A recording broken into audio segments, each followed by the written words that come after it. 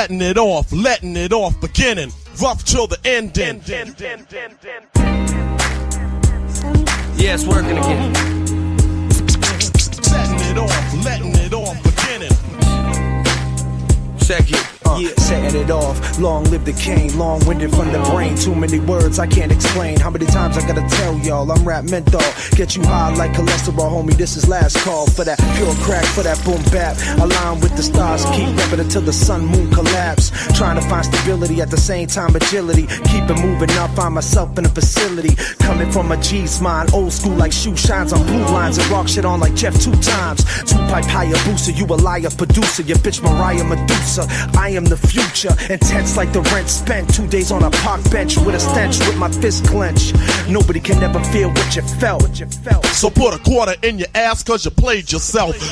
I know it can't be, I gotta pay a chance fee. It's like a stampede of greed and I can't see. Sick of the death toll, take you down like a death row. The streets are swampy, man, and they won't let go. Check the vital signs, sick like suicidal minds. And on the moment, like in between the title lines, I created a stash, then let it grow like stubble. Now I look like freeway, that just mean my money double. I believe that's me. Yo, I believe that's me. I believe that's me. Yo, I believe that's me.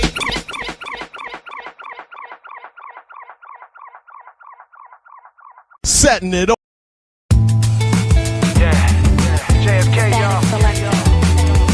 Static. Let's go.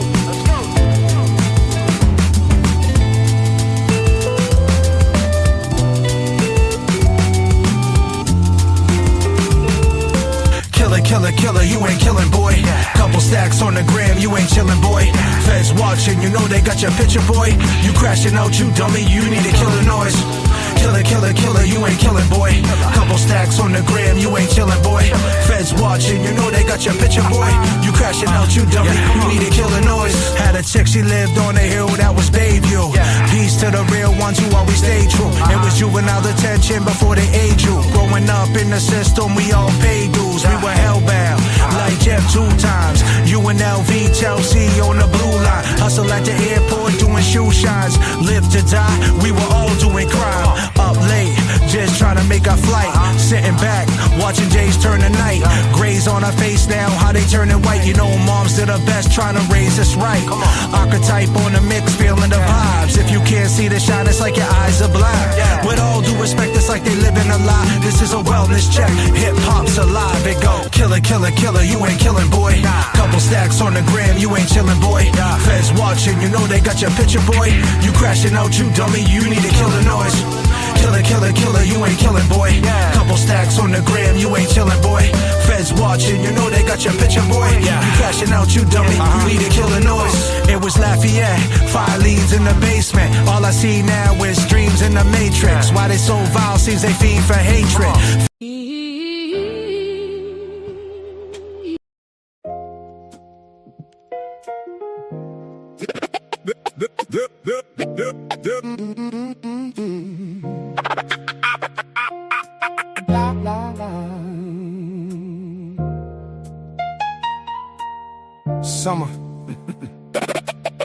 Summer, yeah. Summer of 1995, hot night in July. Why did Janet have to die? This is the story of Eddie, Commonwealth of Massachusetts. The system is petty. Juvenile law and politics so deadly. 15 years old, known as Big Lovable Teddy. Yeah, Janet down in 42 years old. Janet down at 42 years old. Artie. Cab was number 42. This is episode 42, if you want to get technical. We are here today. Last night was pretty interesting. We had a $2,000 wager for 1 hour. Freebird said, I'll put up 500. J.F.K said, I'll do one better. I'll put 500 with you. We was at 1,000.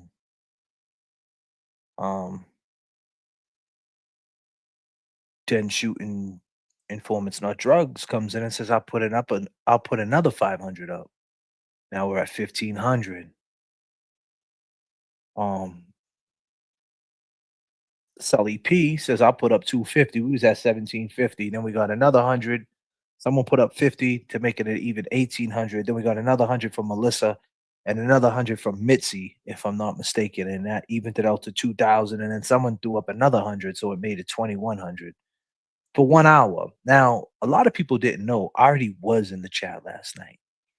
Becky G, forgive me, I didn't see that chat when you said Artie was in the chat. I didn't see that because we was on the porch and we were just yapping. How many people like that style? Do you guys just like when we talk? Is that cool? That's not something we usually do here, right? We just don't really talk for 2 hours. Like we play music, we go over things. We were just thinking out loud, getting the chat involved, and going down rabbit holes. Was that something? It seems a little bit more. I was telling Jay Brill this earlier. It seems more when you're actually in the moment, just talking to one another in the screen, and the chat's watching. It seems more. It seems like more pressure when it's happening because if you really don't know what you're talking about, like we knew what we were talking about, but we were trying to come up with scenarios, and in some of the scenarios they kept hitting roadblocks. You know what I mean? And when you do a YouTube presentation, you want to just, come with the facts. And we were going down streets that had dead end signs, dead end streets with, excuse me, we were going down dead end streets that had one way signs. So figure that one out. Imagine that. You go down a dead end street, but it's a one way. Question is, how do you get out? It's a one way and it's a dead end. And if you turn around, you're going down a one way. So what do you do? And it's one of those type of scenarios. But, but I came up with a scenario where Jay Brill also came up with a scenario where we were talking about that Artie potentially chased him out the house. And because you got to go on what people say, right? Like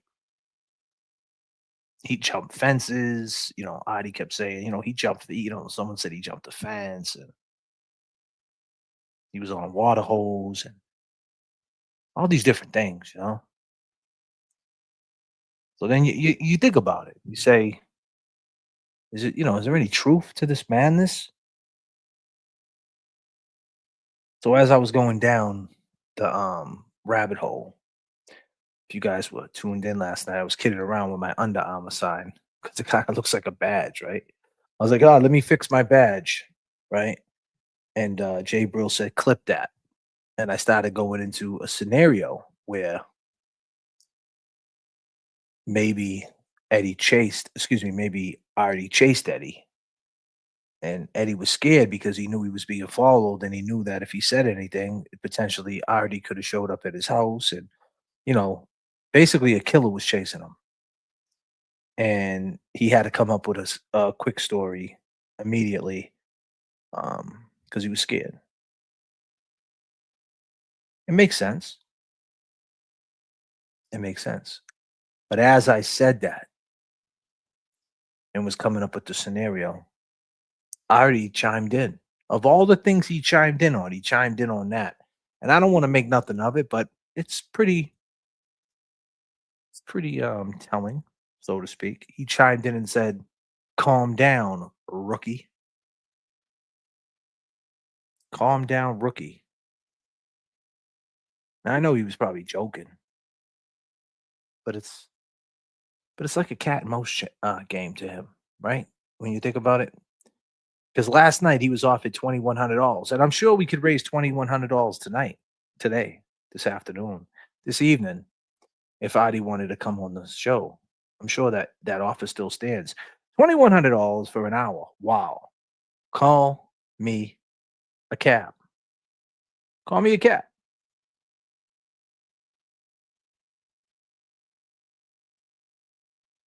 Call me a cab. Will you?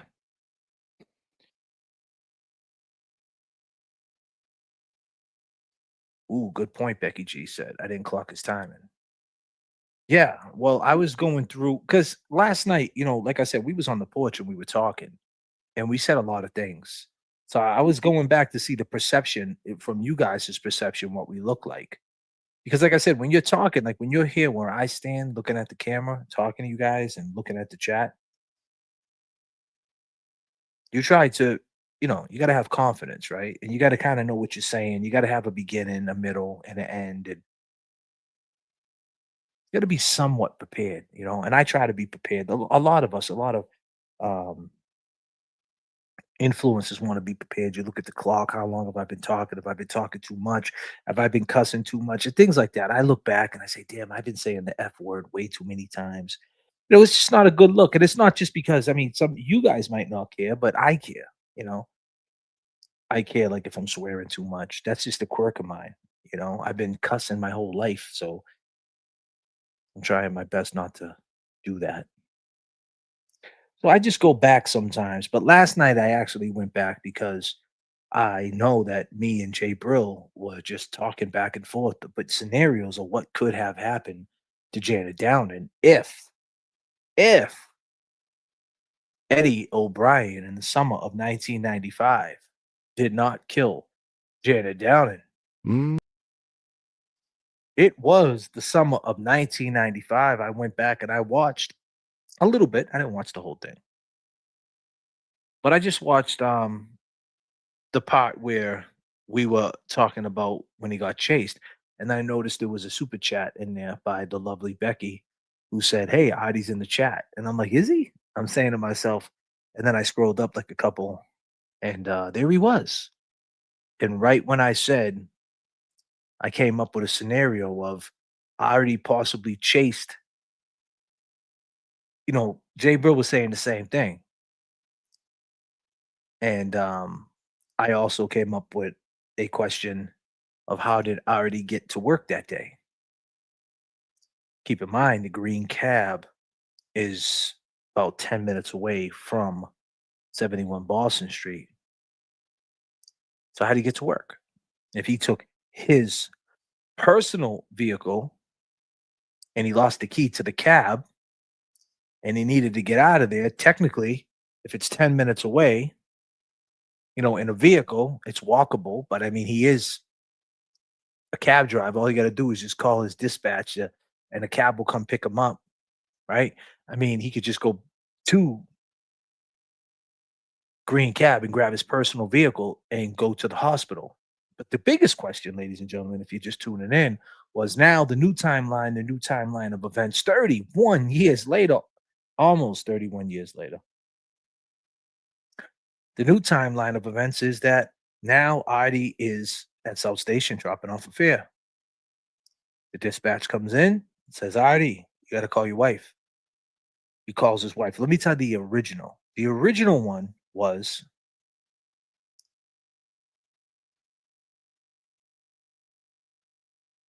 the dispatcher called. All right, you got to call your wife. He pulls over to Peter Pan, calls his wife. Carol says, go to Janet's. Something happened. She didn't say anything happened to Janet. She just said something happened at Janet's. Him being the great husband that he is, rushed there. He said he got there within 10 minutes.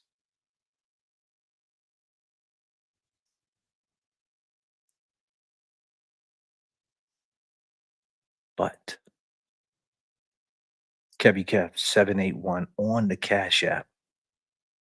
While he was in chat a couple of days back, Kevy Kev was fixated and really everybody got their own thing they focus on this Eddie O'Brien case. And we do know that Kevy is what about the dog and me, the cab, and so on and so on. One of the things Kevy is wanted answers for was how did he know and when did he know that Janet went to the hospital? because when he was at Peter Pan and made the call on the phone, he was home, right? And when he got there, he found out that Janet got taken out on a stretcher.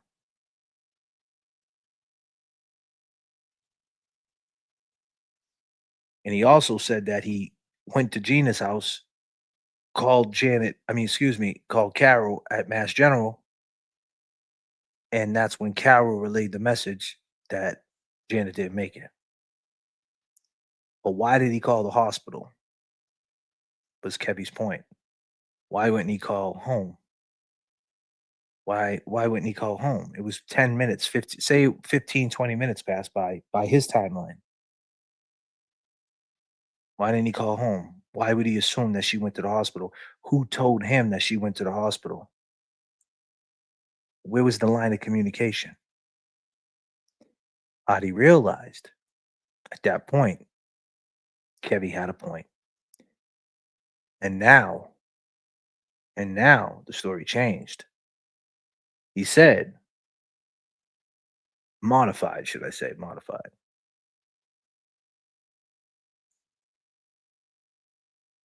Now he says he calls home. And Janet says,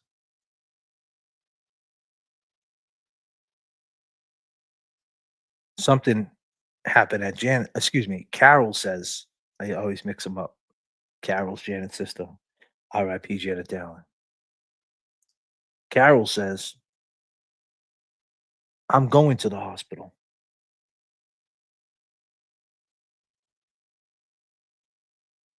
He said before he hung up, he said to him, she's going to the hospital.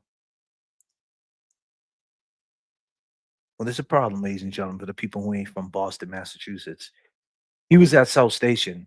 Mass General is a hop, skip, and a jump from South Station. Literally. It's about 8 minutes away. 10, I would say so. Real close. It's in Boston, right there.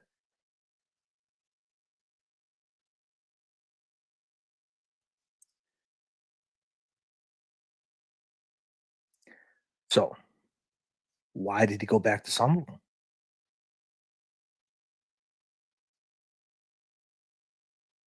Jay Brill says, well, why wouldn't you just go to the hospital? Why'd you drive back to Somerville? Once again, Artie wants to separate himself. I didn't know what happened to Janet. I didn't know. And he still says that when he gets to Somerville, that's when he found out that she was taken out on a stretcher by Gina. Well, he would have known she got taken out on a stretcher because his wife said she was going to the hospital. She didn't say she was going to the hospital because she was having anxiety. She didn't say she was going to the hospital because she had a bloody nose. She didn't say she was going to the hospital because she had the flu. She said she was going to the hospital because something happened at Janet's, which we all know she said something happened to Janet, and I'm on my way to the hospital to see Janet. Which means is if you're at South Station, you don't need to go back to Somerville. You go to the hospital with your wife, right? But he still says, no, I went back to Somerville because she never told me what happened to Janet. Well, that doesn't matter. Even if she never told you what happened to Janet, and even if Carol didn't know at that point what had happened to Janet, you still know something had happened to Janet. See? So now you get there and you still want to separate yourself and say, well, I still didn't know what happened to Janet and didn't know she got taken on the stretcher until Gina said so. Well, you did know because your wife was going to the hospital. All right? So why'd you go back there?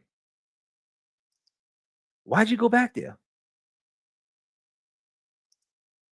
He said even if he went back, even if she instructed him to go back there, to go get the kids, to check on the kids, that's not his story. When he got back there, he didn't check on the kids, did he? He went across the street to Gina's house. He smoked weed with her kids. Ryan got taken out. But he used Gina's phone, he says. And he said he called Carol. And within that time frame, you got to understand now, she's going to the hospital, right? He just gets there. And when he calls the hospital and Carol's already at the hospital. But to get to the hospital takes time. How'd she get to the hospital? Does she have a car? Was she dressed?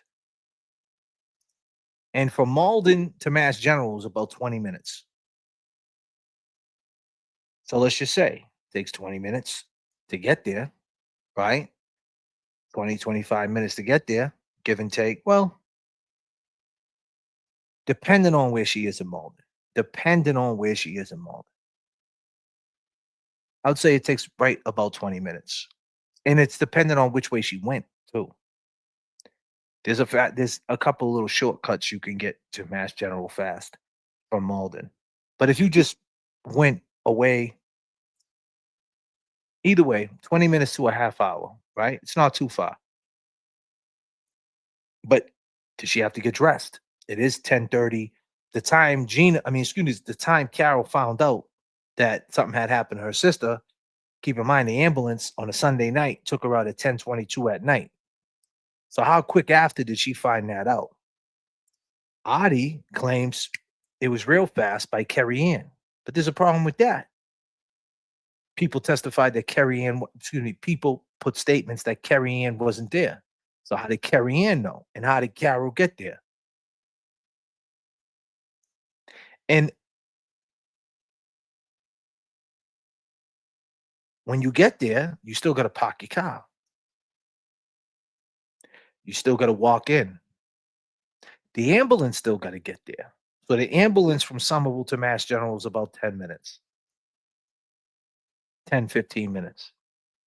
So they had to get there. She had to get there. Cars got to get parked. Doctors were working on them. But yet, as soon as Adi arrived there, he used the phone and got right a hold of Carol. Carol's already in Mass General, already got the word that Janet didn't make it, all through the emergency room. In 1995, through the line of communication that we used back then. Now tell me where that makes sense. Ladies and gentlemen, it was the summer of 95.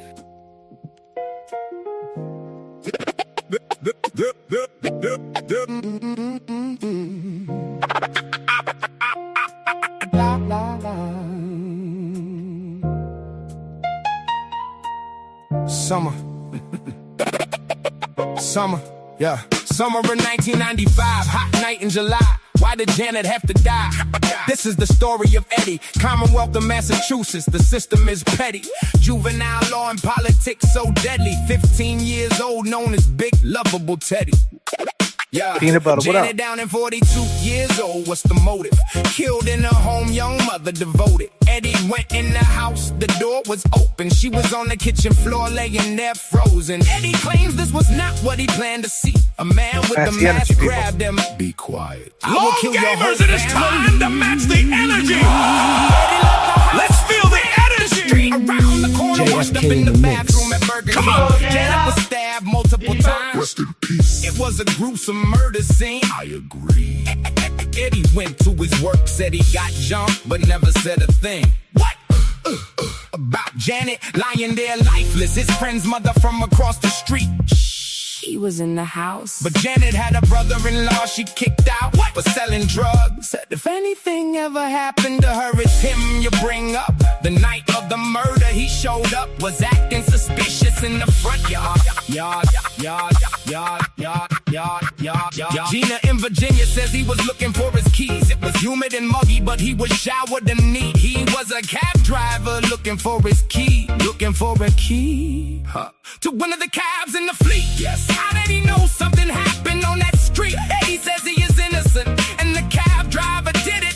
Who do you believe? Believe. DNA under Jaded's fingernail, unidentified. Who do you believe? Come on. This is the story of Eddie, 15 years old, life in prison. This the story of Janet, life taken and stolen for no reason.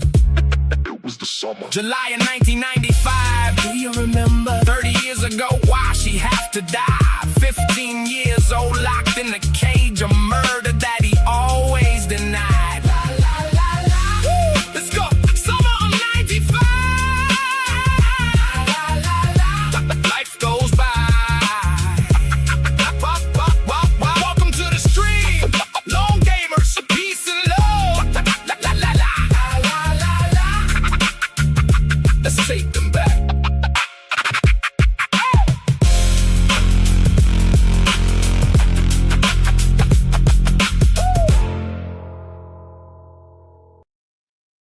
Summer of 95.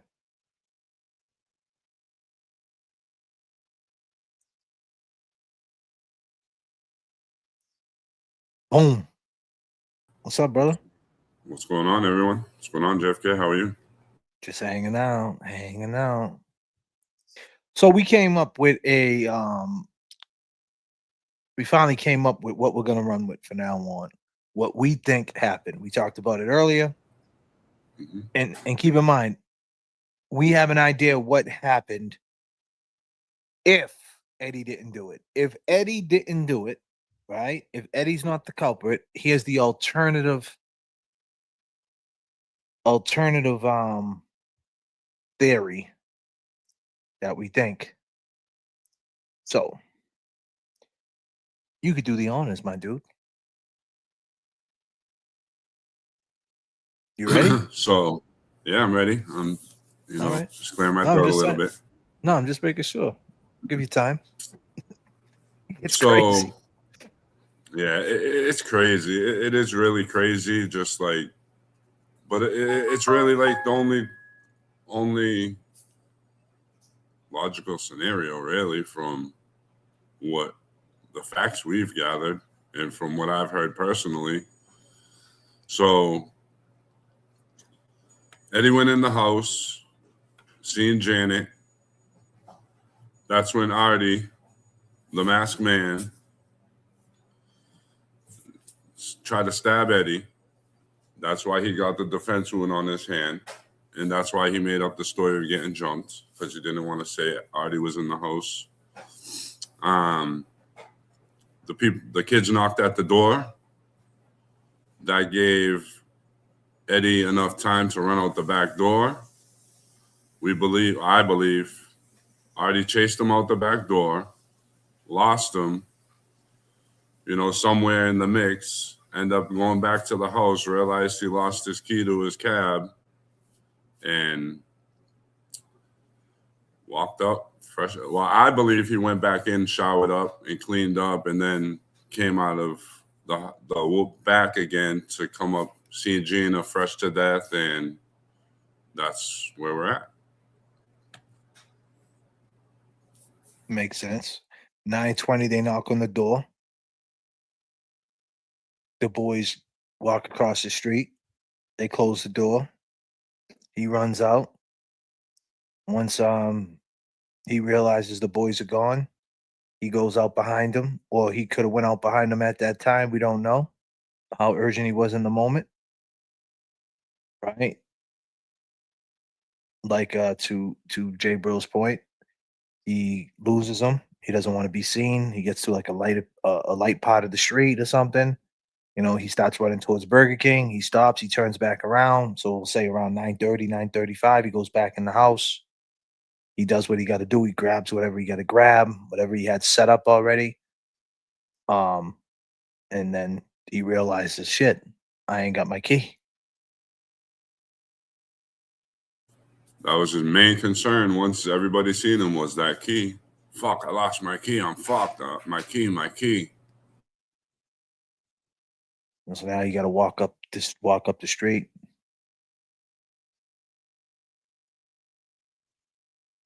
But he would have been out there though.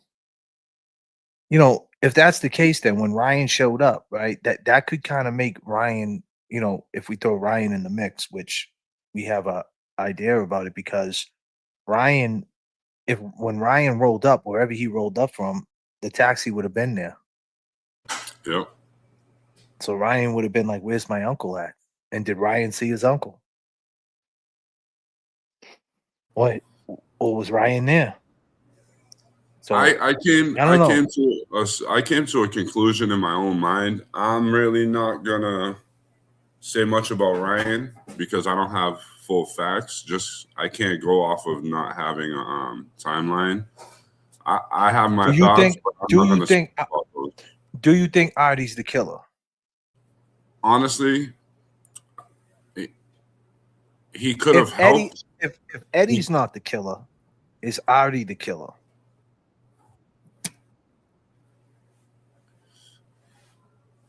He could have helped, but he definitely had something to do with cleaning it up. Well, he's not the killer. He's not the killer. Like I said, they could. I think he had something to do with it. He would. I'm thinking there's more than one killer. All right. I think he's definitely involved. He has his hands full of blood right now in my eyes. You know, because if you didn't do it, why would you have to shower up? You wouldn't have had to. So clearly he had blood all over him. He had to get cleaned up. So he definitely had based on Gina's testimony. You're saying? I mean, Gina's statement. Well, based on him coming up fresh to death and this and that makes perfect sense with the timeline that I have, because that gives him enough time, you know, to shower, get cleaned up, and go outside and be fresh to death. Yeah, but that's what Gina said, right? That's what everybody said, that he came up fresh, clean and fresh. Virginia said it. No, Yeah. Virginia, but he claims he never seen Virginia. I have a statement from Virginia saying that Artie called her saying, "Hey, come here." And she was like, "No." But he says that's a lie. He never seen Virginia. Right. He says that's a lie, but Virginia's the one who took off Ryan's skates or sneakers but or he whatever. Said he said he never seen Virginia. Virginia's lying. I know he said that, but he's lying. With all the lies that we've caught him in, I think I'm gonna believe Virginia correctly. She won't even talk, you know. So hey, what happened when you tried to talk to her? She told me I can go off her statement. That's her statement. Fair. And I personally think that because she works for a college, like she's professional, and I don't feel that she thinks we're professional enough for her. Really, Virginia? You think that? That's my thought from speaking to her through email, but I could be wrong. But that's what I'm getting from it. Virginia, you don't like dolphins?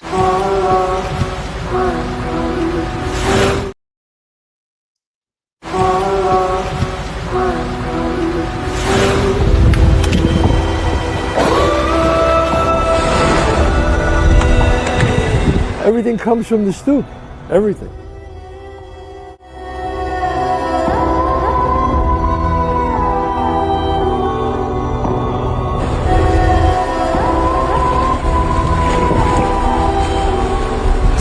I'm one with the ocean, steering the orcus eyes. I'm one with the ocean, steering the orcus eyes. I'ma be alright, you got it all Dear wrong. Riley, time has passed fast. But I got a couple of questions I would like to ask. Come on. I got one question. How many people got the new Summer of 1995 on Bandcamp? J.F.K. featuring AWOL on Bandcamp right now. We trying to sell 100 copies. I'm going to give you a count of how many copies we sold so far. And when we get to 100, we will donate money to the Eddie Fund. What are we doing? Let's buy 3 copies, 4 copies, 5 copies. Peace to the mods. Mic check to the gods. Too many seconds. Too many frauds. Peace to the mods. Peace to the mods. Mr. Riley. Come on.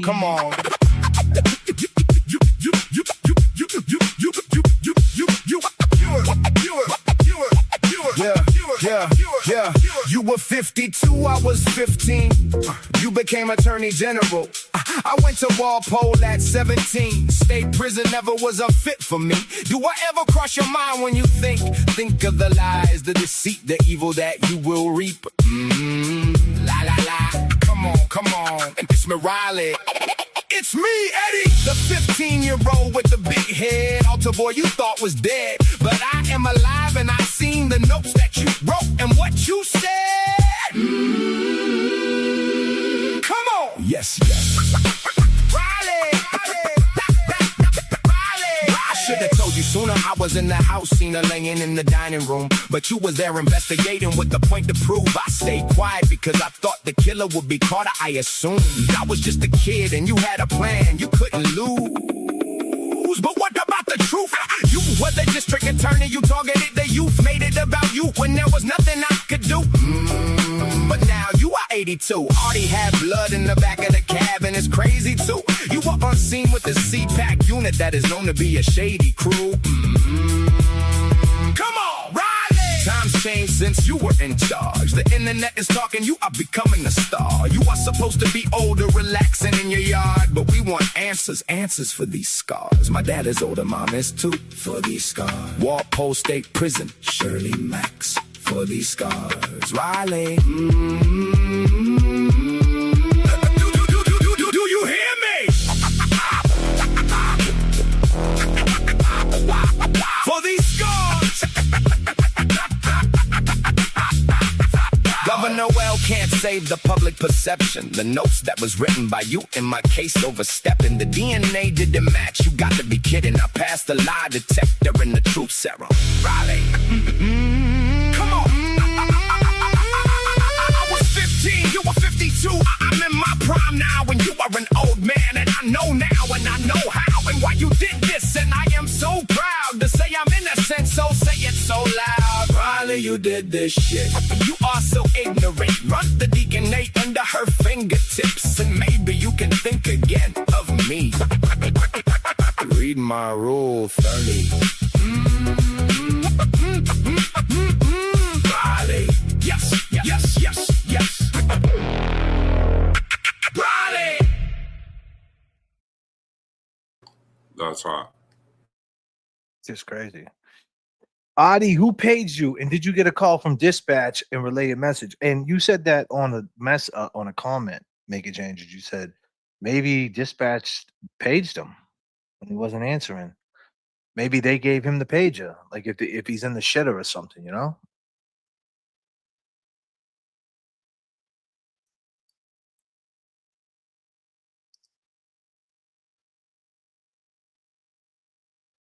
$2,100 for an hour. Wow. Call me a cab. Howdy. I mean, we still got some money on the table, Adi. What you want to do? I got a big one tonight, baby. Shit. Norman Corey says, Adi's story changes like New England weather. You never know what you're going to get from one day to the next. That too, Patricia. She might work with someone with a strict social media policy, especially at the higher level. I appreciate her making a statement. Yeah, that too. Justice Junkie, what up? Is the money still on the table? Yeah, I would assume. Freebird, you still got 500 on it? Let's take a poll right now. Let's see what we got tonight. Every night changes. Freebird, you still got 500 for Adi?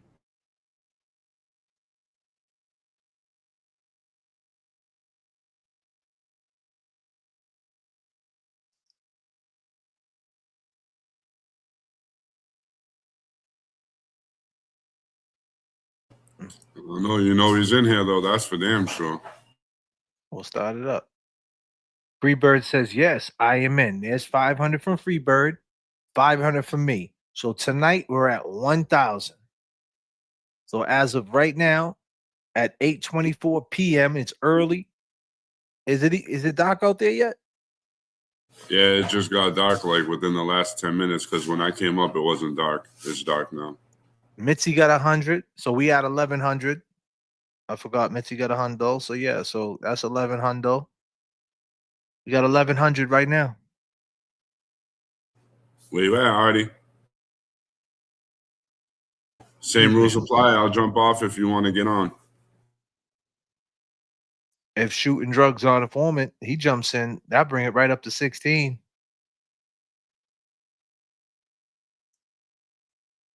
Look who it is. Hey, Trisha.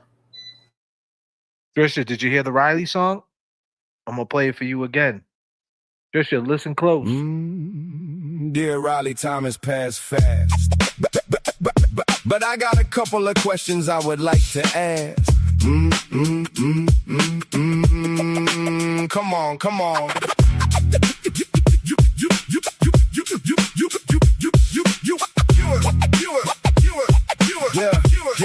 Yeah. You were 52, I was 15. You became Attorney General. I went to Walpole at 17. State prison never was a fit for me.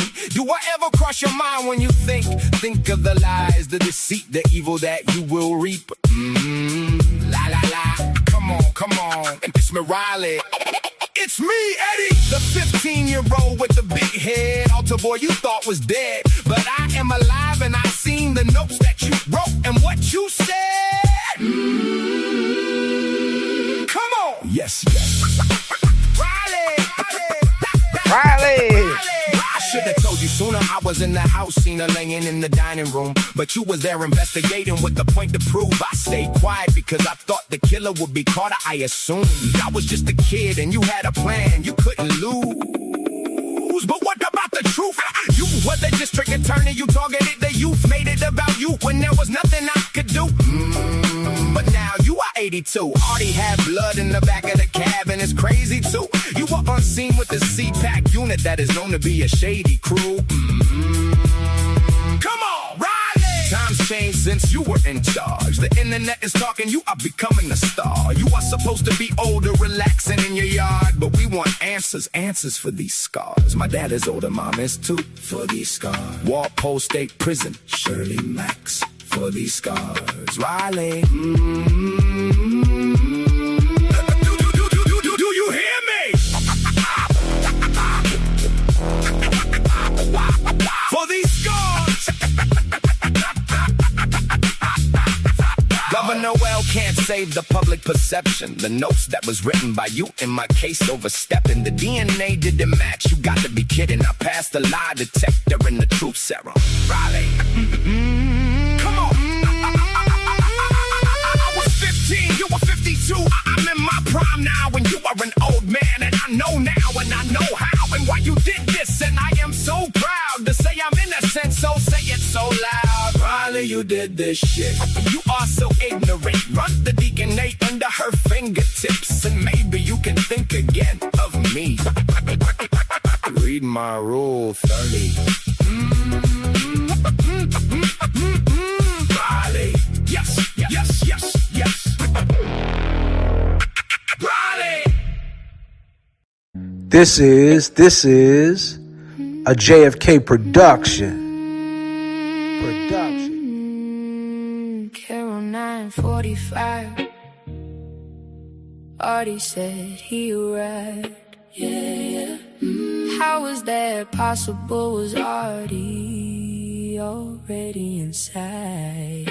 You got to make up your mind. Your sister died. If he is involved, then you lied. Taxi driver, weed dealer, city slicker. You called his work and told him something happened. This is not a pretty picture. The question is, why do you back him? Look in the mirror. Carol. Come on. This is a letter from your sister. She says she misses you. Carol and Artie sitting in a C-A-B-B. First comes love, then the diamond ring. Locked out the cab, Artie couldn't find his key. Summer of 95. It was the summer of 95. It was just a day of some, but for us, it was a game changer. It was a July Come on. night. It was just another night to some. Come on, yeah. But a life changer for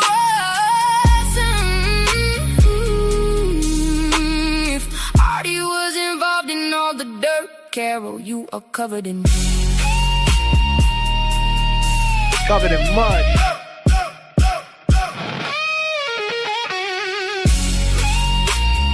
This is a J.F.K. production. A J.F.K. production.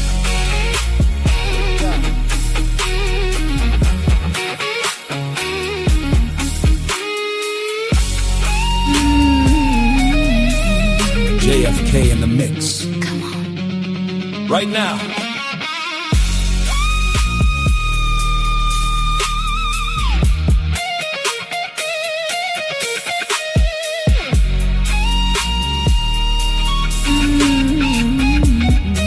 J.F.K. in the mix. Come on. Right now. Carol. Come on. This is a letter from your sister. She says she misses you. Carol and Daddy sitting in a CAB. First comes love, then the diamond ring. Locked out the cab, Artie couldn't find his key. Summer of 95. What year was it? Put the summer of 95 up. July 23rd, 1995. Put that up in the chat now. It was the summer of 95. Come on. It was just another night or some. Come on.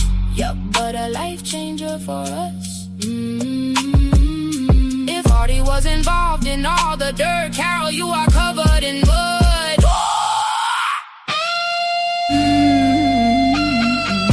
J.F.K. in the mix. Come on. Right now. Got to make up your mind. Your sister died. If he is involved, then you lied. A taxi driver, weed dealer, city slicker. You called his work and told him something happened. This is not a pretty picture. The question is, why do you back him? Look in the mirror. 945, he said he arrived the latest 10. Eddie got life in jail, who was playing pretend? How did he know when your sister wasn't found? And you are the one who told him. That's real, come on. Who told you? No statement from the dispatch. DNA don't match. Artie lost his key to the cab, blood trails in the back of it. Said he went in the house for a kitty litter box. Does it make you mad? It's just sad. If he lied all this time, then you did too, Carol. Come on. This is a letter from your sister. She says she misses you. Carol and Artie sitting in a CAB. First comes love, then a diamond ring. Locked out the cab. Artie couldn't find his key.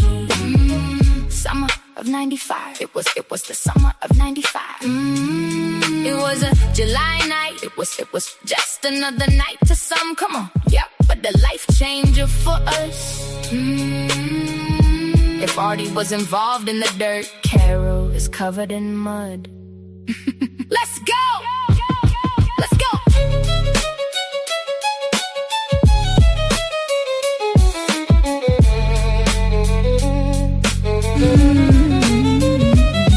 J.F.K. in the mix. Right now. J.F.K. in the mix. Right now.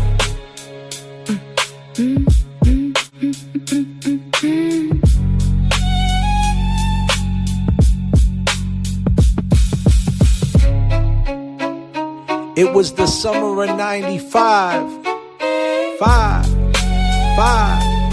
If Artie was involved in all the dirt, then Carol, you were covered in mud. You were covered in mud. This is a J.F.K. production. A J.F.K. production. Let's go. Let's go.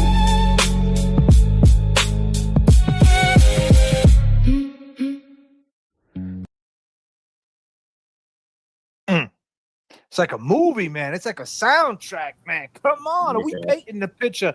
Are you picking up what we're putting down? Adi, are you all caught up?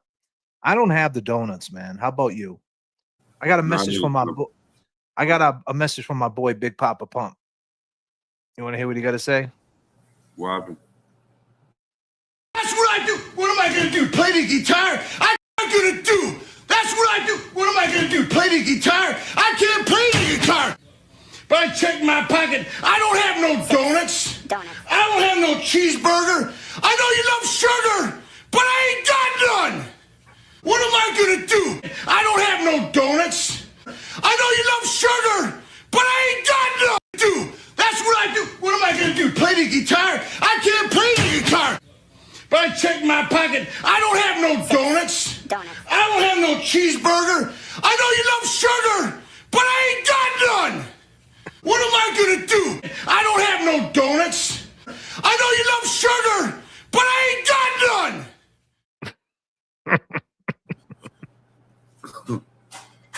I can picture him doing that too because she's cooked.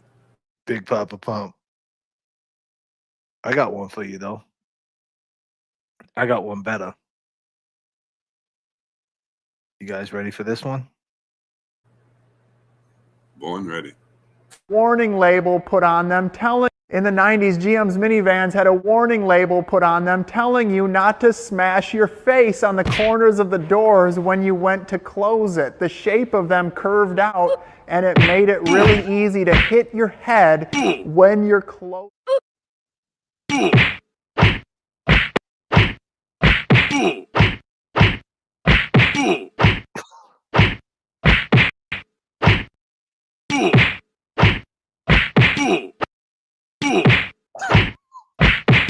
Close. Close. Close.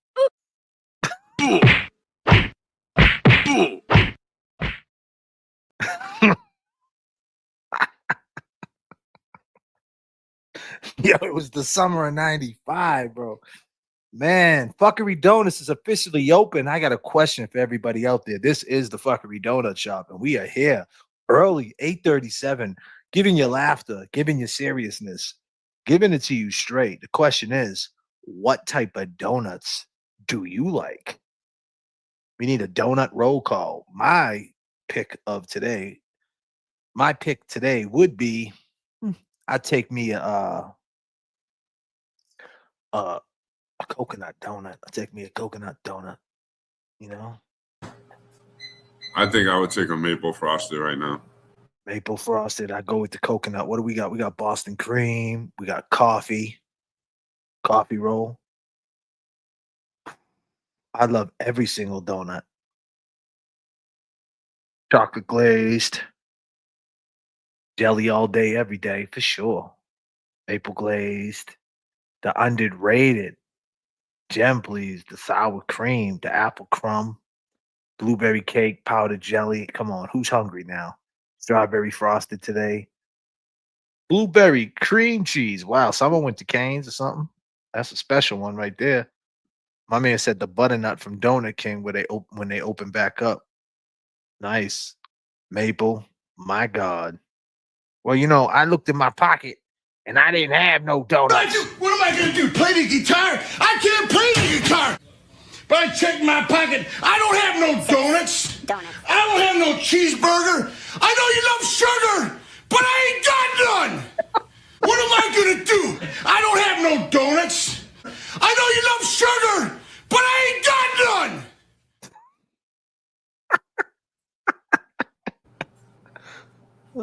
Dude, fried soup.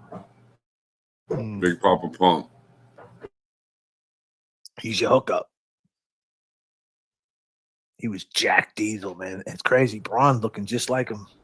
I'm surprised he didn't pop out of his own skin, bro. Like, ugh, that shit was like all veins. Like, any more bigger, he's gonna pop. He was bad athletic though in his younger days, doing Definitely, backflips and all. definitely. He said, I looked in my pocket. I ain't got no dough. He said, what do you want me to do? I don't play guitar. That's what I do. What am I gonna do? Play the guitar? I can't play the guitar. But I checked my pocket. I don't have no donuts. I don't have no cheeseburger. I know you love sugar, but I ain't got none.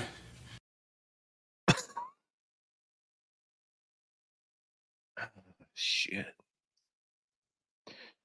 What's up, chat, man? What's going on, man? We need to match the energy. Let's light it up real quick. Long Let's go. gamers, it is time to match the energy. Let's feel the energy. J.F.K. in the mix. Come on. Get up. Get up. Stomp your feet. Let's get down. Match the energy turbulence in the chat keeps the plane running. We are all we got. The pivot is magical. One's up. J.F.K. in the mix. Come on.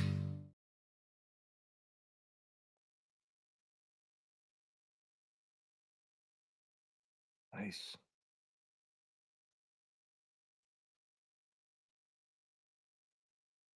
Turbulence in the chat keeps playing rocking. For sure. It's like, bro, birds fly and fish swim. We are not the same. It's like, bro, birds fly and fish swim. We are not the same. But God gave us all air. He don't judge. Why are you? That part. Just listen. That part. For sure. So where are we at? We had I think we was at 1100, 1200 or something like that. For Adi, if he comes up to that. Damn, man, he choked up on that 2,000. We had 2,000 on the table last night, bro. Yeah. And he was in the chat and we didn't even see him. I didn't, because he said one thing. Right. Mid's coming through, man, with some energy. Becky coming through. I checked my pockets and I found a super chat. Long game is for sure. I love it. That hungry pot, sticky fingers. Let's get into a little bit of Higgins today, too, man, about what the FBI agent said. You see what he said, right? No. He made the report. They didn't let it in. She wouldn't let that report in, but what he thinks about Higgins, another FBI agent. Really? Well, let's drop this. Long gamers, it is time to match the energy.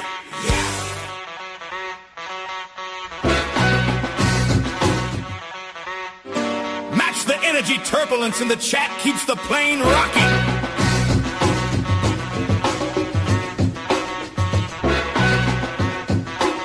One's up.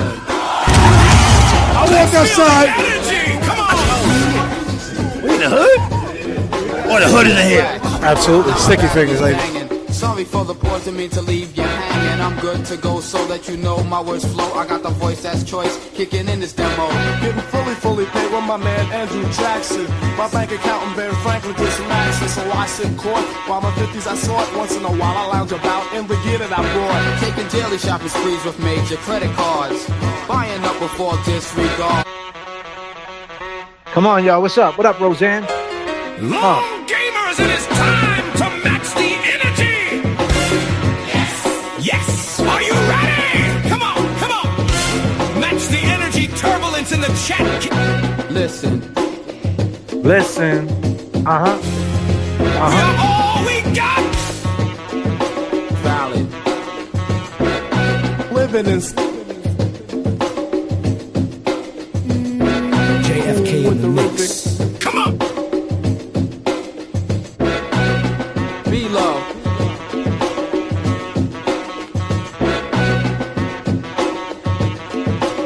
Unlike the rest. Yes.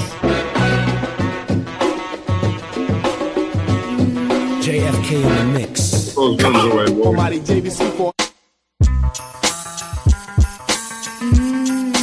What up, peanut butter? JFK in Where you the at? mix. Come on. Come on.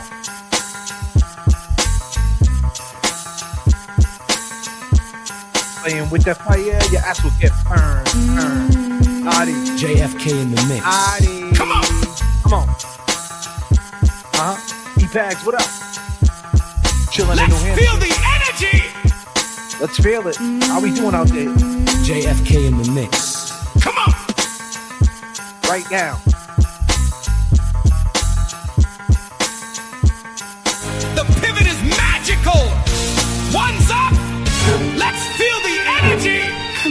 Where we going like, whoa. Yo. Check it out.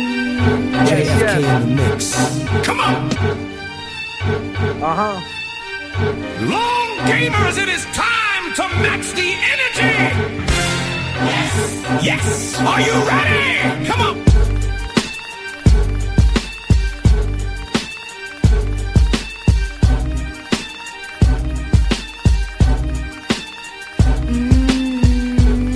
J.F.K. in the mix. Come on! Austin Brandy like whoa. Nice flow. My flow. It is time to match the energy! Yes! Are you ready? Come on! Are you ready? Yo, Higgins, where you at? Kevin Patel, Boston. I wonder what that FBI agent thinks about that phone call. Long gamers, it is time to match the energy! Here we go. Yes! Are you ready? What up, Lucas? Come on! Match the energy. Turbulence in the chat keeps the plane rocking. Let's take it back to 98. We are all we got! Here we go. Yes.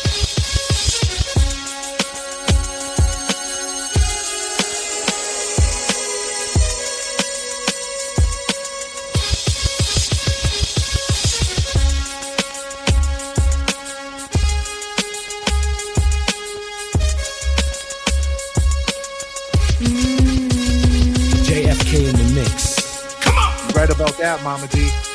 Long gamers, it is J.F.K. in the mix. Come on! Got you.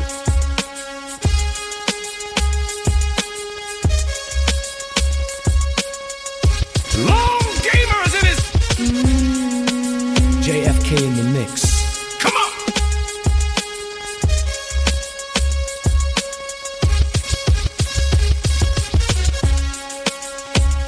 Yes. Just got back into my account. Let's drizzle. Okay, Alan. Long gamers, it is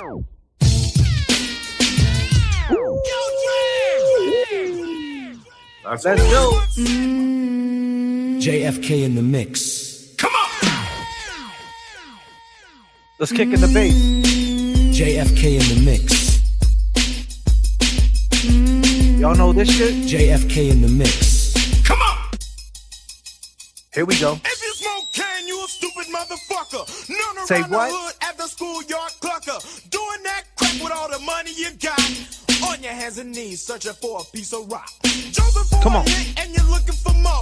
Done stole the Alpine out of Easy 6-4. Out of Easy You need 6-4. your ass whooped cause it's out of this earth. Can't get a 10-piece, need $1.50 worth. Knucklehead nigga, yeah, you turn into a crook.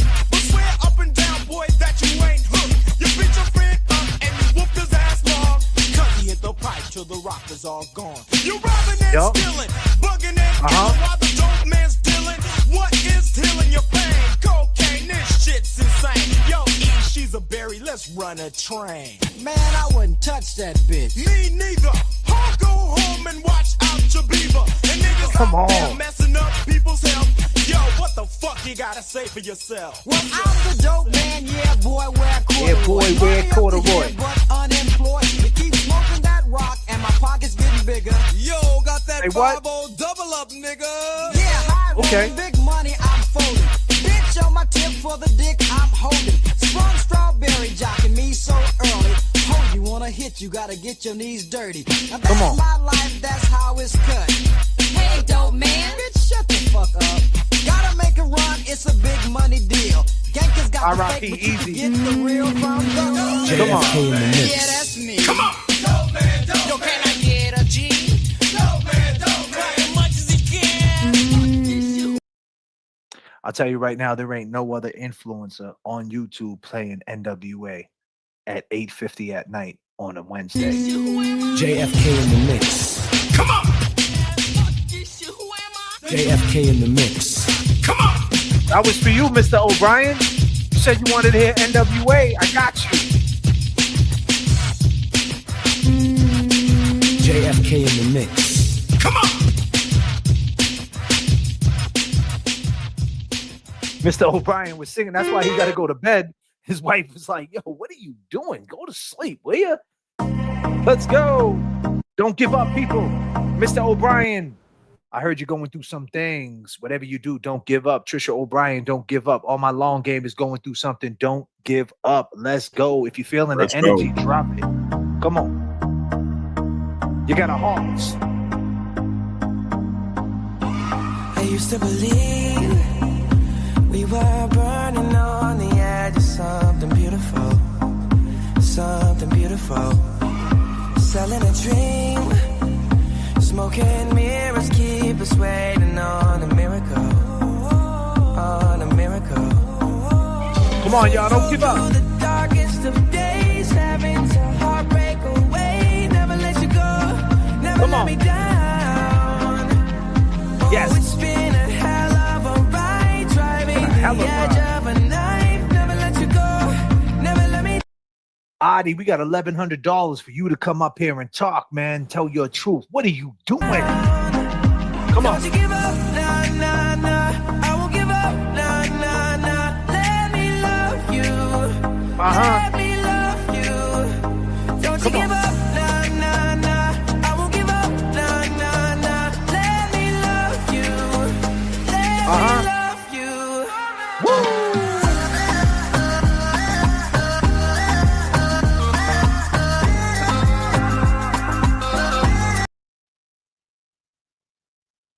Big Ed, you need to calm all the way the fuck down. That's what you need to do. Calm. Go to bed, will you? Go to bed, Ed.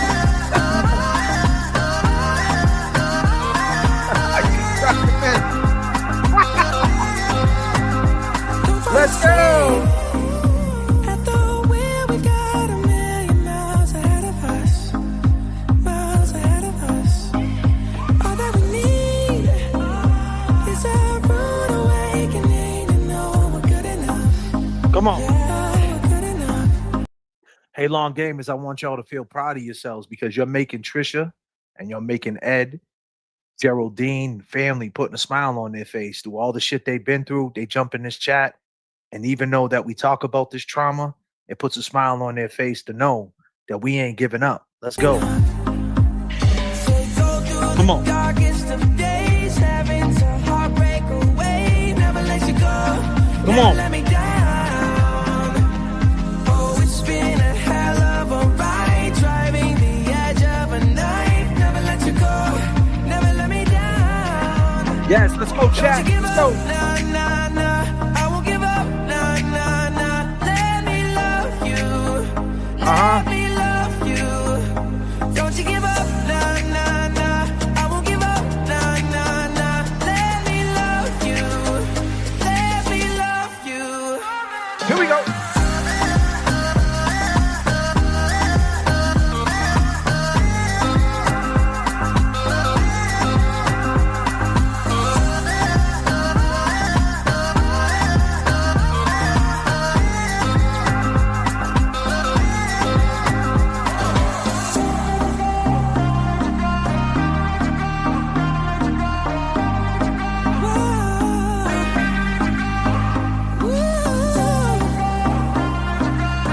Where you at, Robbie? 1100 right now, Artie. Nah, nah, nah. I won't give up, nah, nah, nah. Let me love you. Let me love you. Don't you give up, nah, nah, nah. I won't give up, nah, nah, nah. Let me love you. Let me love you. Yes.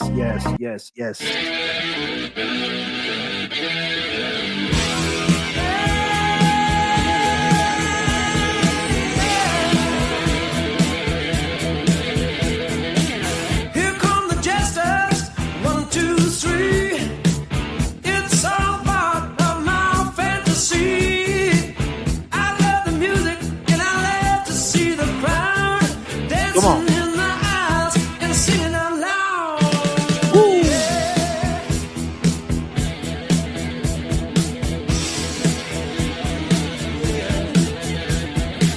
Here come the dancers, one by one.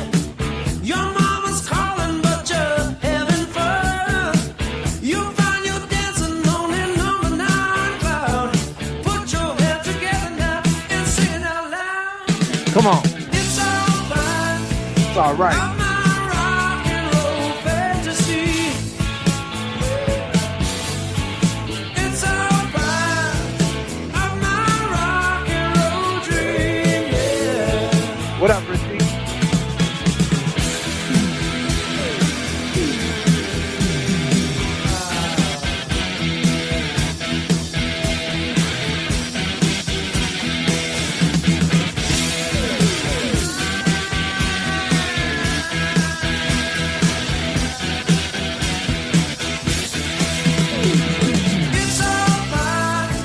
all right. Rock and roll fantasy. It's all part of my rock and roll dream.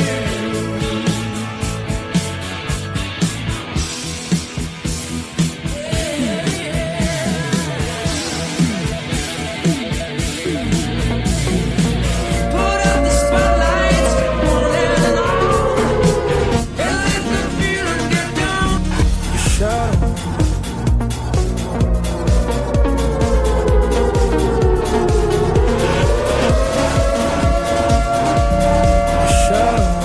Everything comes from the truth. Everything. Let me tell you something, right? Turbulence in the chat. They try to do it to Karen Reed. They've been doing it to Eddie O'Brien. There's no easy way out. We play country on here, Mama D. You must be new here.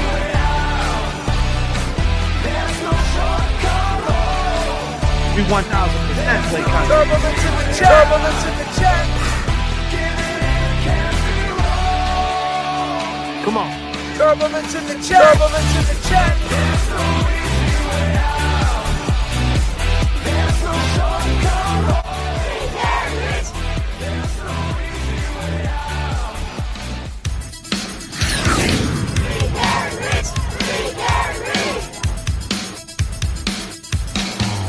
Come on.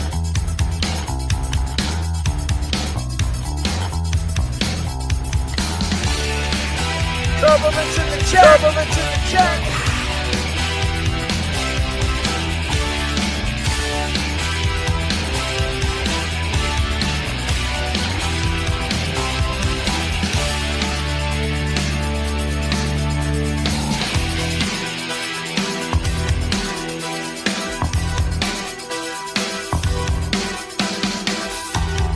We're not indestructible. Baby, better get that straight. I think it's unbelievable how you give into the hands of fate. Something's all worth fighting for. Some feelings never die. I'm not asking for another chance. I just wanna know why. Artie, we just want to know why, buddy. There's no easy way out. There's no shortcut home. There's no easy way out. Giving in can't be wrong. Come on. Here we go. I don't wanna pacify. I don't wanna drag you down. But I'm feeling like a prisoner, like a stranger in a no-name town. I see all the angry faces, afraid that could be you and me. Talking about what might have been, I'm thinking about what it used to be. There's no easy way out. There's no shortcut home. There's no easy way out. Giving in can't be wrong.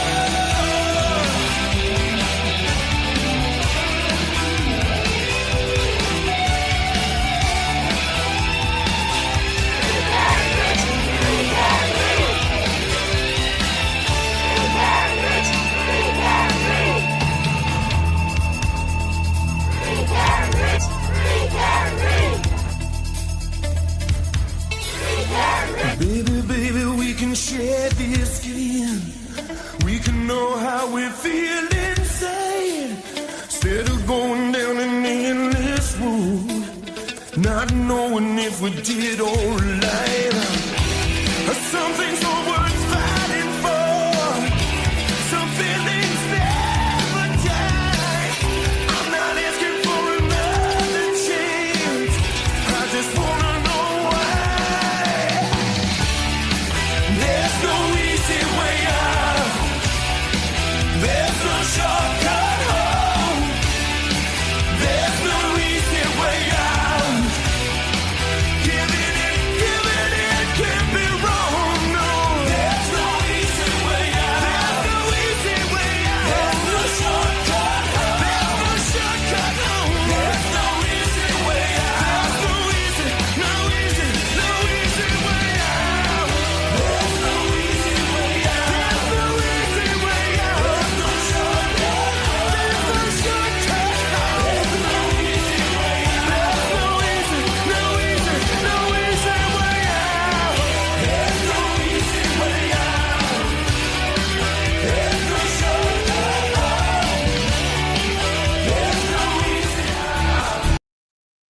no easy way out, Adi.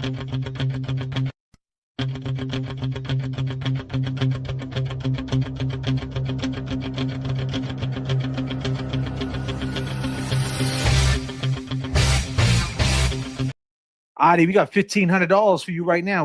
Right around 1,500 we got? It's like 11, I think. We got 1,100 right now. 30 minutes of your time. 30 minutes, 1,100, man. Come on right now. You got to come in the box, though. Show your face. 1,100 in your Cash App right now. What you want to do, Adi? Go, Adi.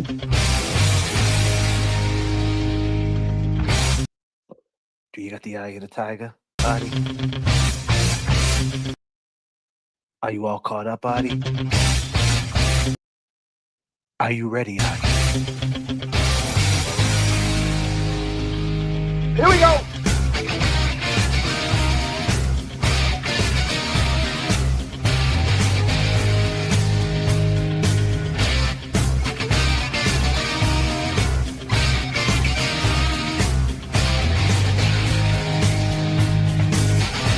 Oh. There's a fire starting in my heart, reaching a fever pitch that's bringing me out the dark. Finally, I can see crystal clear. Go ahead and scout me out, and I'll lay your shit bare. See, I'll leave with every piece of you. Don't underestimate the things that I will do. There's a fire starting in my heart, reaching a fever pitch and it's bringing me out the dark. Come on. The scars of your love remind me of us. They keep me thinking that we almost had it all. You almost had it all, Adi. The scars of your love, they leave It's slacking, Adi. breathless. I can't help feeling. $1,100 for you right now. 1/2 hour, 9:03 right now. You come on at 9:15. We ended at 9:45. What you want to do? Baby, I have no story to be told, but I've heard one of you. I'm gonna make your head burn. Think of me in the depths. Adi, how would there be crime scene tape already put up around the house when you arrived? You said in multiple interviews that you knew something bad had happened because of the crime scene tape. Adi, how would there be crime scene tape already put up around the house when you arrived? You said in multiple interviews that you knew something bad had happened because of the crime scene tape. Because of the crime scene tape. The crime scene tape. The crime scene tape. 1,100, Adi. Making home down there with my joy we share. The scars of your love remind you of us. They keep me thinking that we almost had it all. Damn, you almost had it all. 2,100 last night, Adi. Man, dude. And you playing mass cash right now. You're at the corner store playing 5 numbers, man. Scratching your ears and shit. The scars of your love, they leave me breathless. I can't help feeling. 1,100. 1,100. 1,100. 1,100. 1,100. 1,100. 1,100. Come on. Throw your soul through every open door. Count your blessings to find what you look for. Turn my sorrow into treasure gold. You'll pay me back in kind and reap just what you sow. Adi has now changed the time he got there. The scars of your love remind you of us. They keep me thinking that we almost had it all. The scars of your love, they leave me breathless. I can't help feeling. Good night, Law Talkers. Adi. Here we go. Here we go. Sing it, Adele.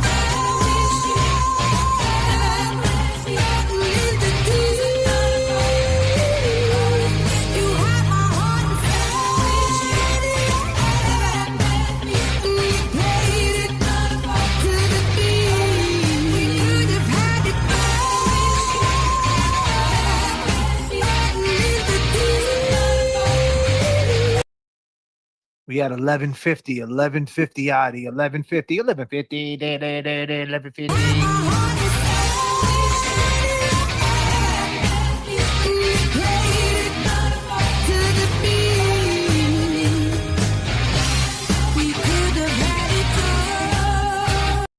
You could have had it all last night, man. If right now we're at 1150. If shooting informants, not drugs pop in, he's gonna throw 500 in, I'm sure. So that will bring us right up to 1650. If Sully pops in, we're right at the same price. We're right around $2,000. So Adi, man, I mean, if you really want to do this, if you jump in right now and give us a number, we might be able to raise that number. Think about that. I mean, we probably could. I would say the max we probably could get it to maybe 3,000. Maybe, Adi. Maybe. That's a lot to ask for people. But, you are in control, Adi. We want to hear your story. We want to hear the new timeline, the new development. We want to see your face, want to hear you say it, see you say it. And we just want to talk. Start from scratch and go forward.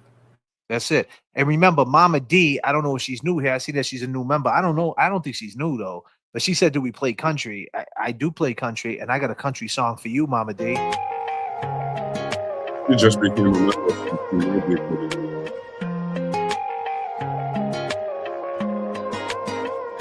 She'll You guys set the hungry? field on fire, just cutting across the pasture. She'll have you falling for it all and then leave right after. And she got a cold heart, but she got a warm smile, cut from the same cloth. She kinda buck wild, a little bit angel, whole lot of outlaw. She's trouble, but I tell you right now, y'all, long live cowgirls, never gonna settle on down, girls. Leave you in a lonely ghost town, world where the sun don't rise. Rodeo 419. My girl, Sturdy Gal, man, she's out there. She's in that hood. Everybody looks like Morgan, right? Sturdy girl out in that area. You look around, you're like, is that Morgan? Nah, that's just a dude. Oh, is that Morgan? I think I just saw Morgan. There's Morgans everywhere. Mustang, one hand on them giddy up reins, holding your heart with some good aim on a goodbye ride, but it's fine 'cause it's kind of my thing. Long live cowgirls. Yeah, long live cowgirls. Come on. I hate that I love the way them kisses taste like whiskey. Right, Sturdy? How they wake up, take on off night. I'm out here too. I think I see him every day and shit. Off not even miss me. Leave this heartbroken, holding that smoking gun. Morgan's a bad dude, though, man. He's a bad dude, man. He's got some skills, man. Songwriting. He's got a lot of hits, man. I guess that's just the way them wild horses run. Let them run. Let them run. Come Long on. live cowgirls, never gonna settle on down, girls. Leave you in a lonely ghost town, world where the sun don't rise. Rodeo 419, love you like a Mustang. One hand on them giddy up reins, hole in your heart with some good aim on a goodbye ride, but it's fine 'cause it's kind of my thing. Long What? live cowgirls. Yes. Yeah, long live cowgirls.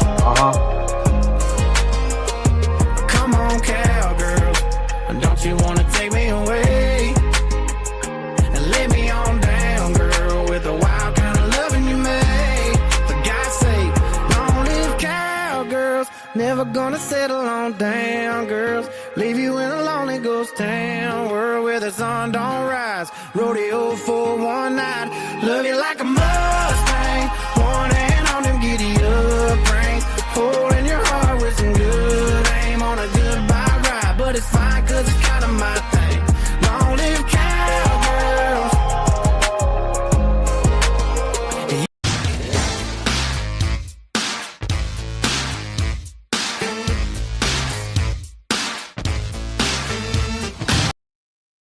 Artie, I made this record. You didn't.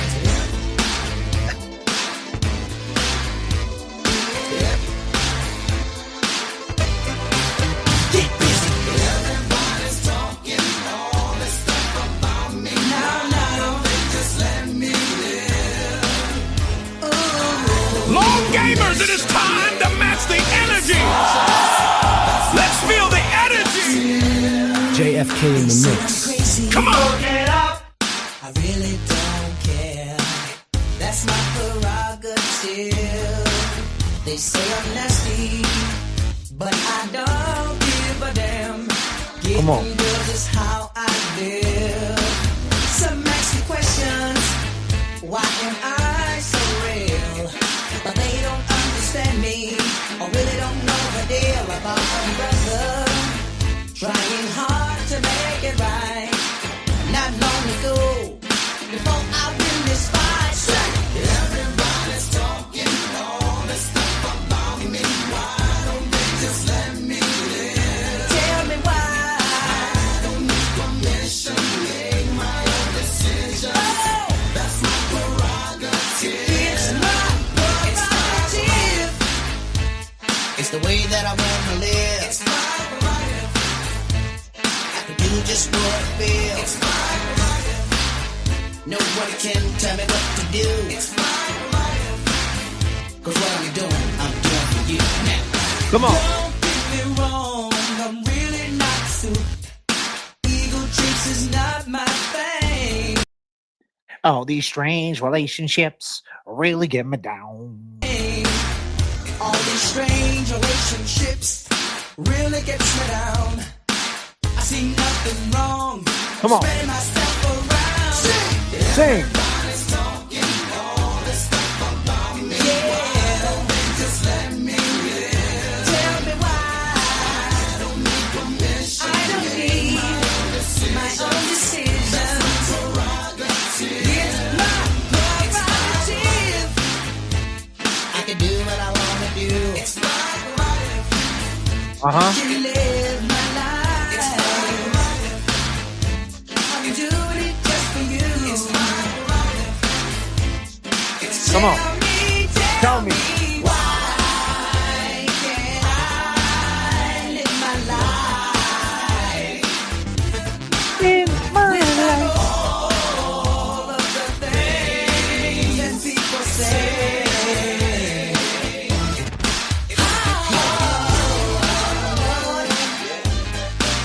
Yo, Teddy, kick it like this. Now, I can do what I want to do. Me and you, together. Everybody's talking.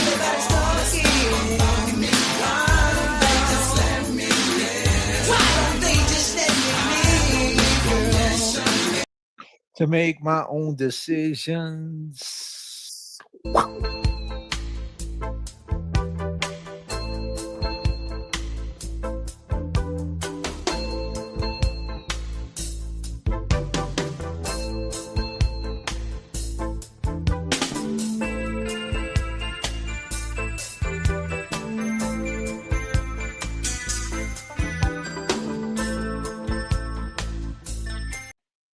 Just to let you know, this is one of JFK's favorite songs.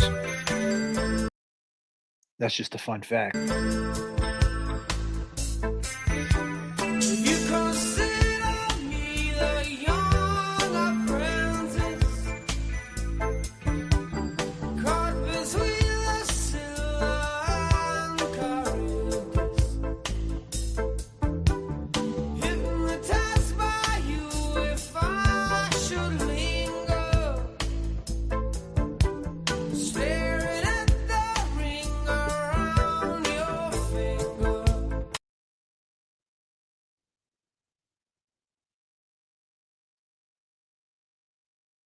Did you say pegged? The fuck are you talking about? Shit. Maybe this being your favorite song. You don't get it. Michelle knows what I'm talking. Michelle, you need to calm the fuck down with that pegging shit, all right? Calm down, girl. God damn. Over my head. Seeking knowledge, they would not teach me of in college. That's a crazy pause if necessary. Holy shit. I don't think, please do me a favor. No one use that word in the chat ever again. I can see that destiny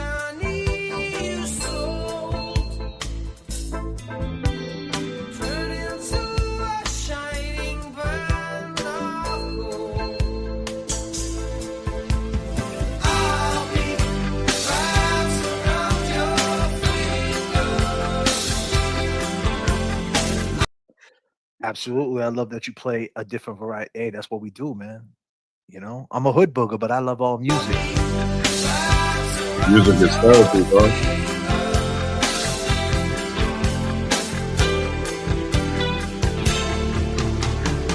Come on.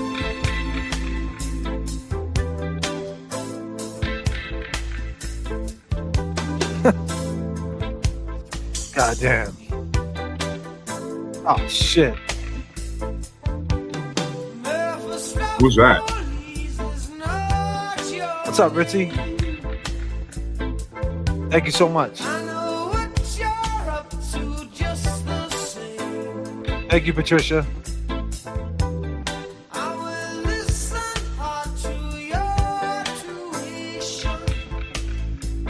I'll tell you this much, right? None of them other dudes could ever play that variety because they're stuck in one way. They ain't got flavor. They're bland. They're like, you know, Kraft macaroni and cheese. Basic. Basic.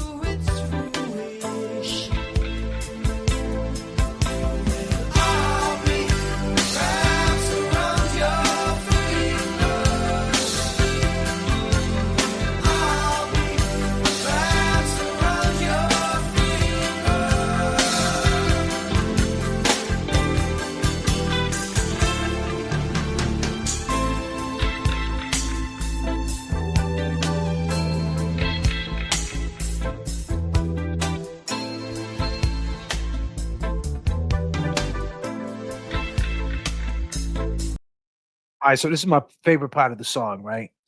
What I love most about the song, it takes me back to a time when I was a young kid, right? And they're on the beach. And there was always something about Sting. He was like, he had that reggae to him, man. And like the beat was it was before his time. Like when you really think about it, like this beat, like one of these new school rappers could rap on that with the fast rap, you know what I mean? With the 1-2 rap. So he always had that, you know, and but at the end, it's the nuances with the song. It goes up, it goes down. See, that's the thing. It's about, to me, that's what always made a song. The nuance, the switch up, you know what I mean? To make you want to go back to listen and wait for that switch up. And I think that's what's missing now. People just give it to you so much. They give it to you all so quick. It's like there's no like waiting, there's no build up. And that's what was so good about like the 80s classic rock, the ballads and things like that. There was so many nuances. So yes, this right here is one of JFK's favorite songs, and I'm going to go into 5 of the JFK favorite songs. So if you want to hear the 5 JFK favorite songs of tonight, I mean, I got about 100 of them, but we'll just do my top 5, and I'm going to try to narrow it down. And no water. So let's just keep it rocking with Sting and the Police, but we do know what I really care, you know, what I really feel about the real Police.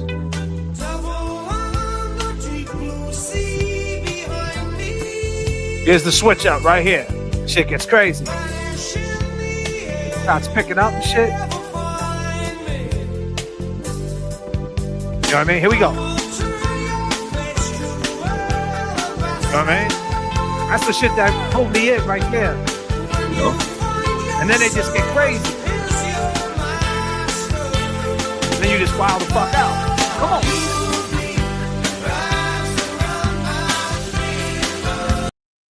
And this song, man, always remind me of like being on the beach, man, eating like fried dough or something. You know what I mean? Like ice cream cones and shit, T-tops and fucking, you know, beer. I could smell beer and shit. Like I love that shit, man. And we and being from New England, we only got what 2 months if we're lucky at that shit. You know what I mean? So it's like, so like this just brings that nostalgia, man. You know what I mean?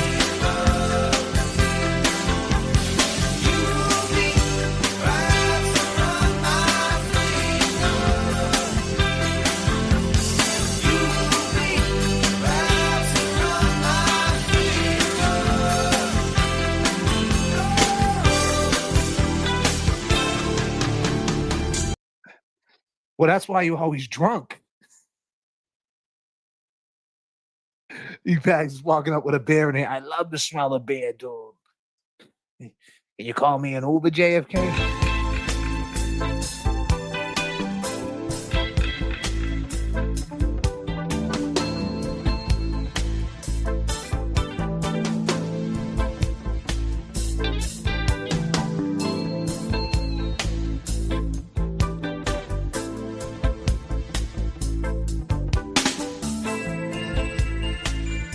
and that's another thing, man. Like they let the beat breathe at the end. You know, I'm a big believer in when you make music, if the beat is that good, let that shit breathe, man.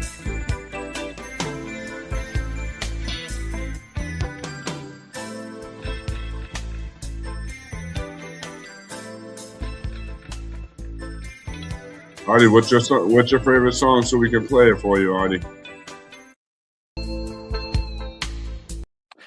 So, Note Water, one of my other favorite songs, is a ballad, and it's like this.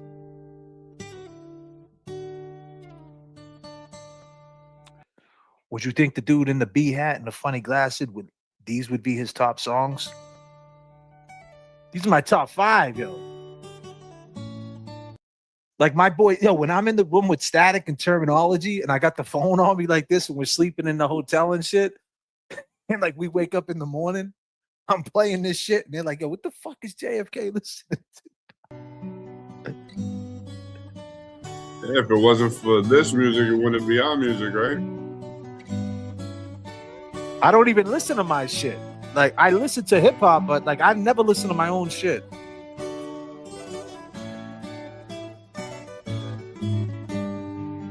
Sure, that's good, bro. Yeah.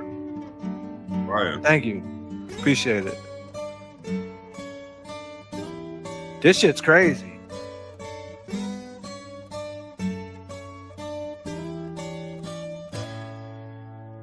It's the nuance. You know what I mean? It gets crazy. You know what I mean? Yes, sir. It goes here, and you think it's gonna go somewhere, right? And it switches all the way up again.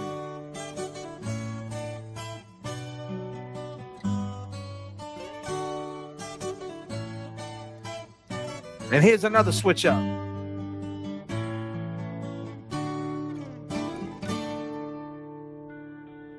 Switch up number what? 4? No. And then it switches up right here, right here.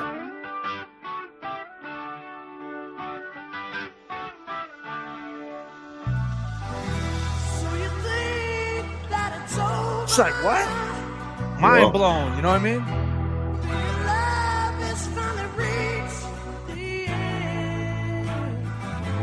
Anytime you call, not a day, I'll be right there for you.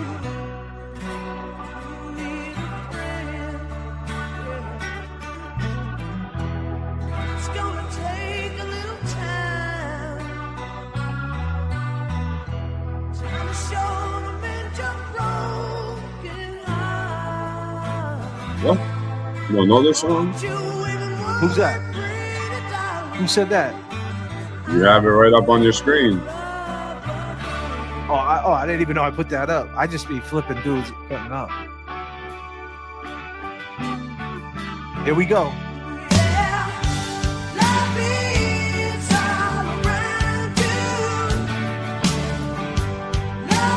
Love is knocking outside the door, waiting for you. Is this love made just for two? Come on. Keeping on, you'll find love again. I know love is all around you. Yeah, love is knocking outside the door, waiting for you. Is this love made just for two? Keeping on, you'll find love again. I know.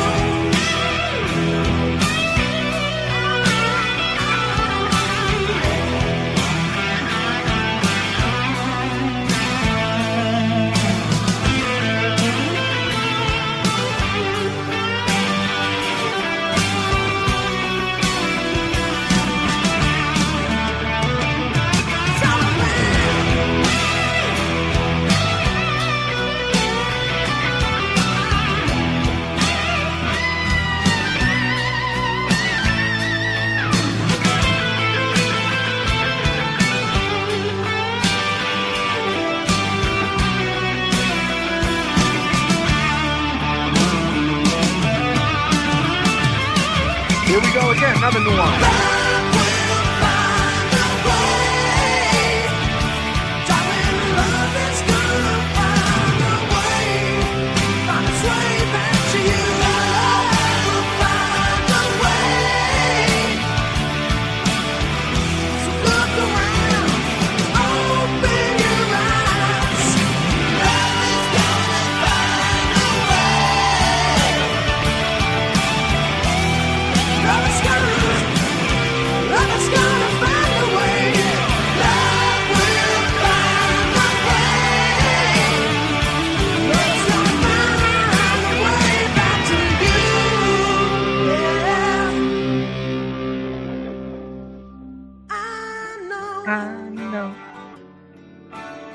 All this shit is ill, bro. I grew up listening to this too. I just didn't like the way they looked. I thought it was suspect and shit, but the music was dope.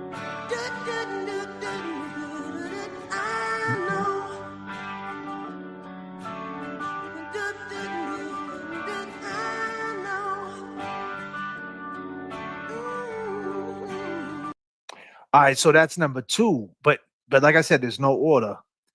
So this is my third, one of my top 5 J.F.K. songs. You ready for this one? Come on. What is it? Bryan Adams. You gotta know this shit. This shit's hard, man.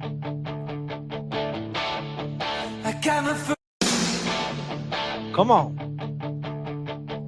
Thank you, my heart's too. I got my first real 6-string, bought out the 5 and dime. Played it till my fingers bled. Was the summer of '69. Okay. And some guys from school had a band and we tried real hard. The storytelling in this song. Joey got married. Who would have thought we got this far? Like sitting on the porch, you know what I'm saying? Like times are changing.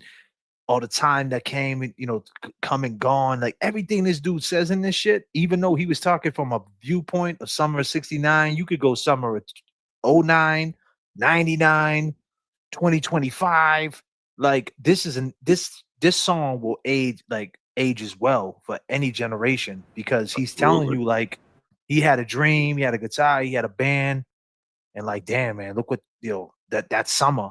The point is, whether it was the summer of '95, you notice I always say the summer of '95 because it's one of my favorite joints. Like, there's always that one summer you always clock back to. That's like that summer, like, you know what I mean. And summer of '95 was a good summer for me, even though I was on the run. But that's another story. But yeah. Those are my good times.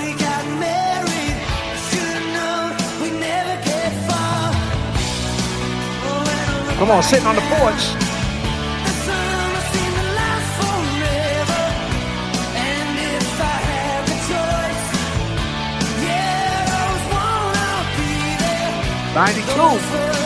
'92 is good. It was the summer of '95, honey.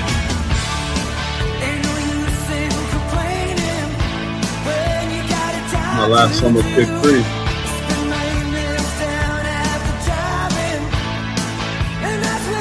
That's what I think.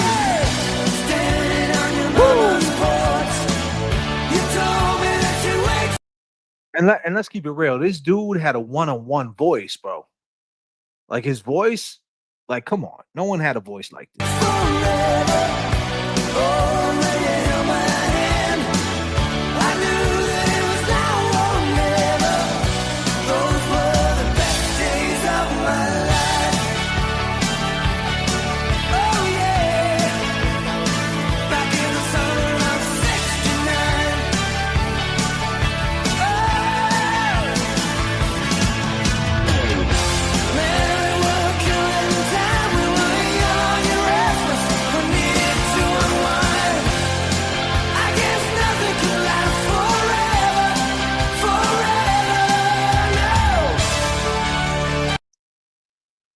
You're right. You know it's him as soon as he sings, Michelle.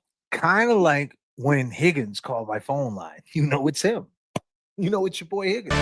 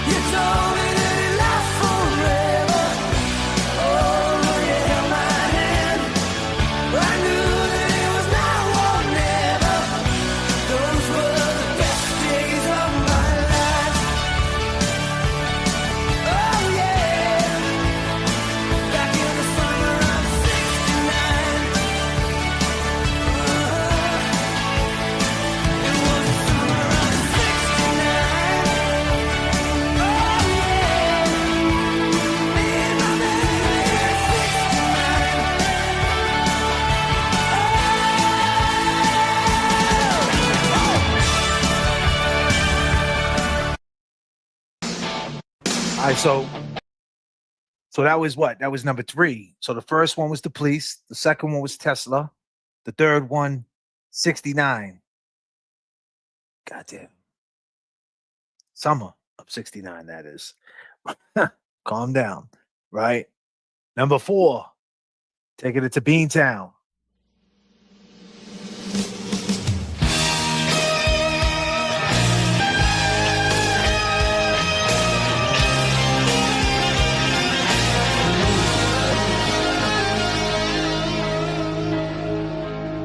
I'm alone. Yeah, I don't know if I can face the night. I'm in tears, and the crying that I do is for you.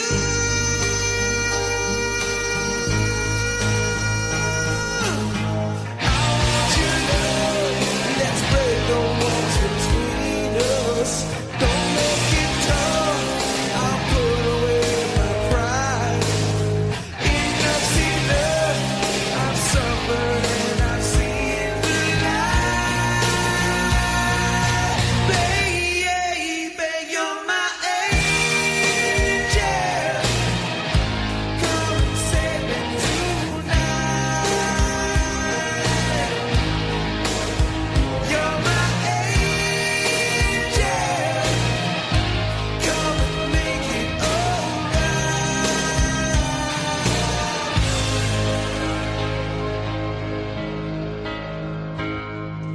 Don't know what I'm gonna do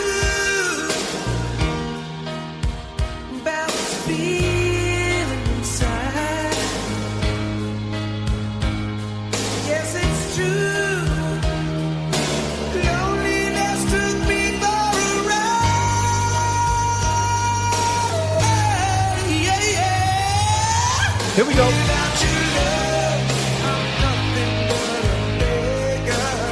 Without your love, a dog without a bone. What can I do? I'm sleeping in this bed alone. Baby, you're my angel. Come and save me tonight. You're my angel. Come and make it alright. Come and save me tonight. Wait a minute. You ain't never heard this song, Evelyn? You ain't never heard this song? I think that's a violation of like, is that like the violation of the First Amendment or something? Like, what?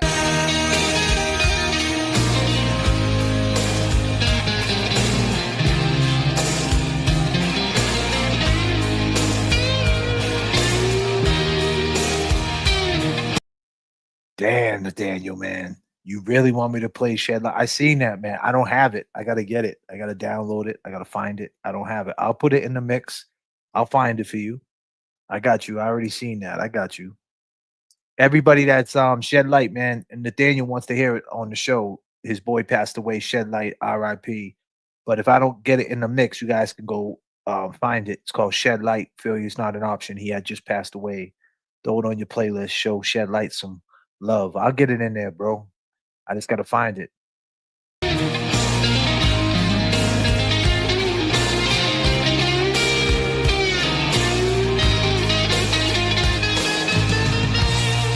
the reason I live. You're the reason I die.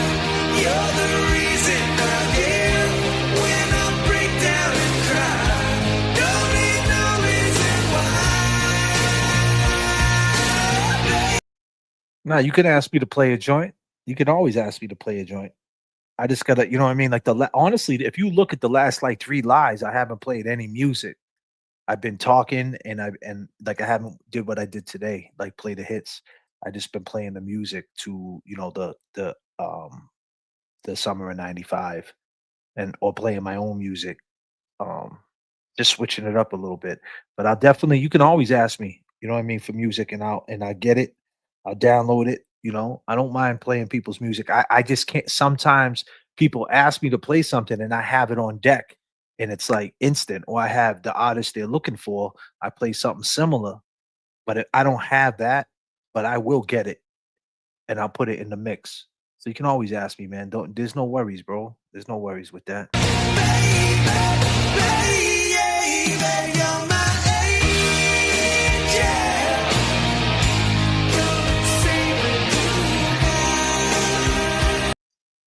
R.I.P. Shed Light. R.I.P. Shed Light. Put your peace signs up for Shed Light. He passed away. That's his friend right there. That's a real friend. Nathaniel's a real friend, because the thing what you got to understand is, right, is that he's determined to play that song. Now, he probably listens to it all the time. It's not because he wants to hear it. He wants to share it with everybody together and hear it with everybody and have this bond that we have with the song. And he wants to do that for his friend. That's what keeps Shed Light alive, right? Is the storytellers. That's what keeps his name alive, is a real fucking friend. So shout out Nathaniel, the horn blower. God damn. The horn pause if necessary. God damn, what's going on tonight? For holding it down for Shed Light, who passed away at a young age. For sure. For sure.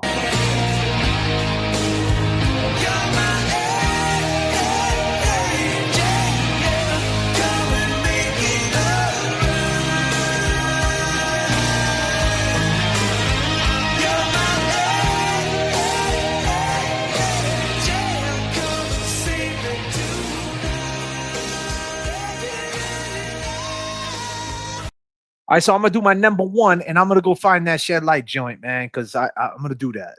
So you guys gotta give me a second while I get that joint. But this is my number one.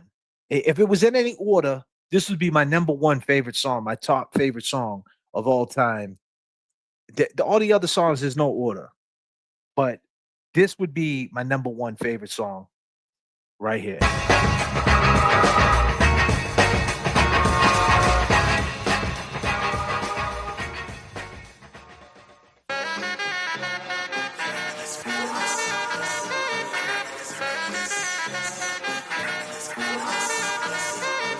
I reminisce.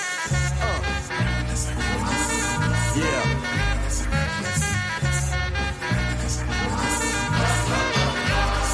I reminisce for a spell, or shall I say think back 22 years ago to keep it on track. The birth of a child on the 8th of October, a toast, but my granddaddy came sober. Count all the fingers and the toes, now I suppose you hope the little black boy grows. 18 years younger than my mama, but I really got beatings cause the girl loved drama. In single parenthood, there I stood. By the time she was 21, had another one. This one's a girl, let's name her Pam. Same father as the first, but you don't give a damn. Irresponsible, plain not thinking. Papa said chill, but the brother keep winking. Still he won't down you or tear out your hide. On your side while the baby make a slide. But mama got wise to the game. The youngest of 5 kids, hun, here it is. After 10 years without no spouse, mama's getting married in the house. Listen, positive over negative. Positive over negative for the woman, a master. Mother Queen's rise in the chapter. Deja vu, tell you what I'm gonna do when they reminisce over you, my God.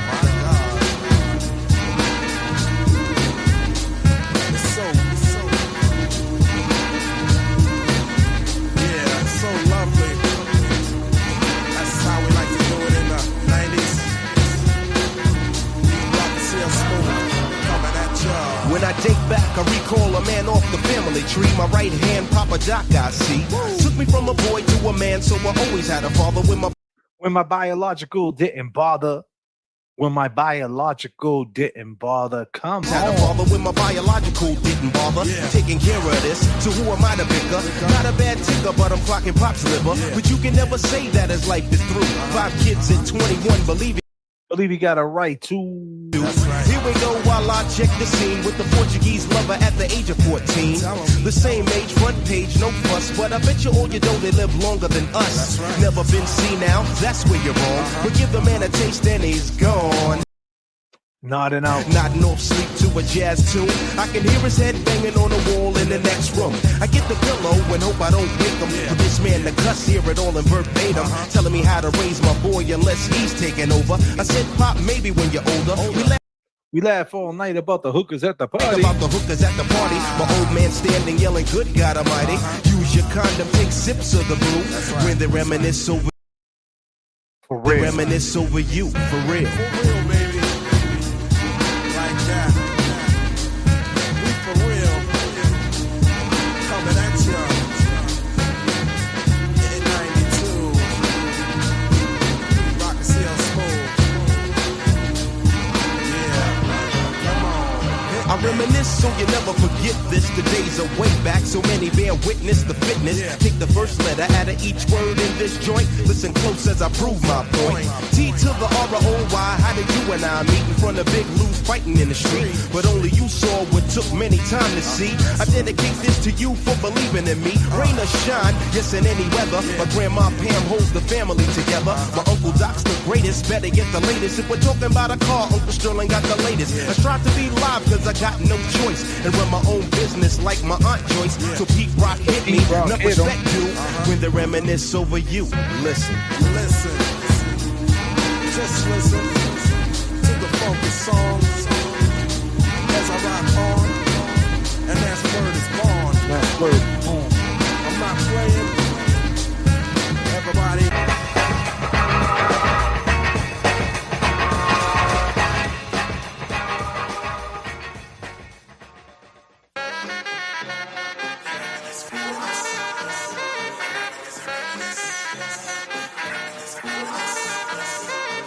I reminisce. How y'all feel out there? Oh yeah. Alright. Check this out. Is the place to be, as it is plain to see. He is DJ Static Selector. And I am 3, 2, 1.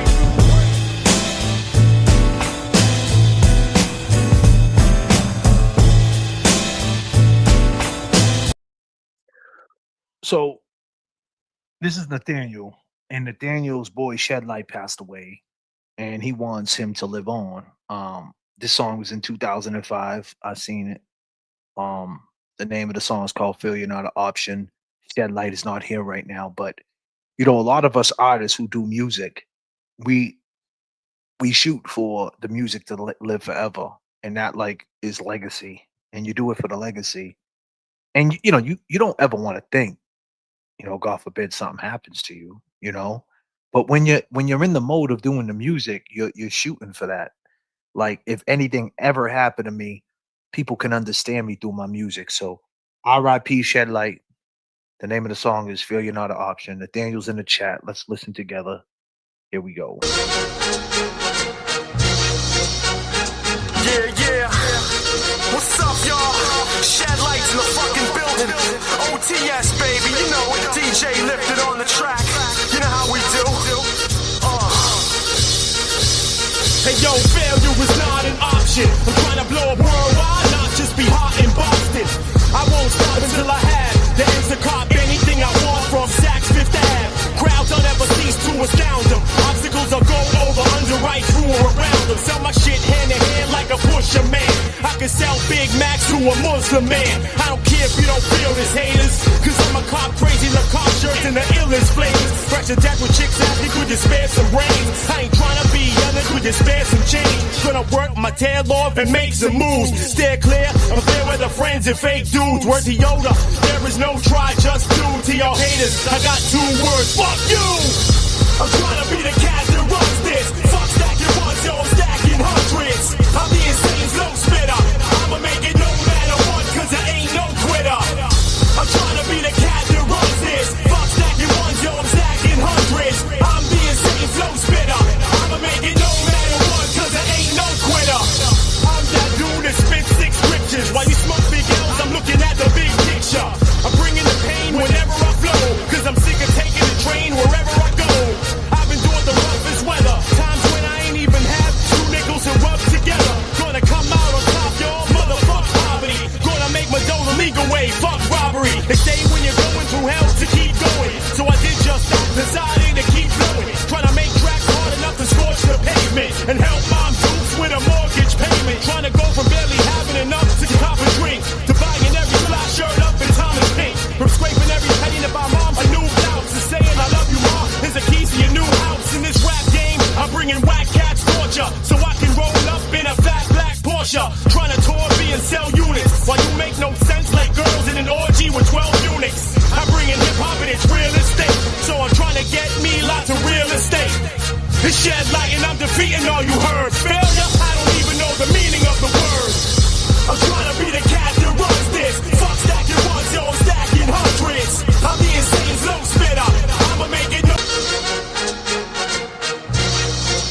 R.I.P. Shed Light.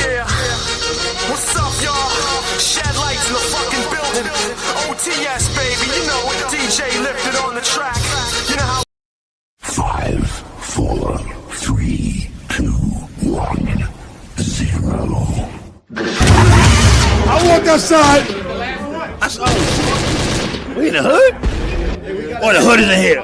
Absolutely. Sticky fingers, ladies and gentlemen. Welcome to the stream. Let's go. Let's make it go. What's up, y'all? Shed Lights in the fucking building. OTS, baby, you know it. DJ lifted on the track. You know how we do. Hey yo, failure is not an option. I'm trying to blow up worldwide, not just be hot in Boston. I won't stop until I have. Like my stomach was growling, and tomorrow came. Like I was hungry by myself, and tomorrow came.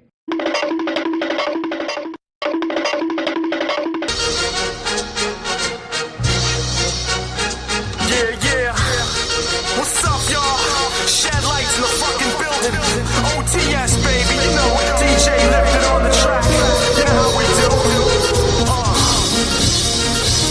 Hey yo, failure is not an option. I'm trying to blow up worldwide, not just be hot in Boston. I won't stop until I have the answer cop anything I want from Saks Fifth Ave. Crowds don't ever cease to astound them. Obstacles will go over, underwrite, through or around them. Sell my shit hand in hand like a pusher man. I can sell Big Macs to a Muslim man. Yo, J.F.K. What up, you son of a... In the illest flavors. Pressure death with chicks after could you spare some brains. I ain't trying to be young, could you spare some change. Gonna work my tail off and make some moves. Steer clear, I'm clear with the friends and fake.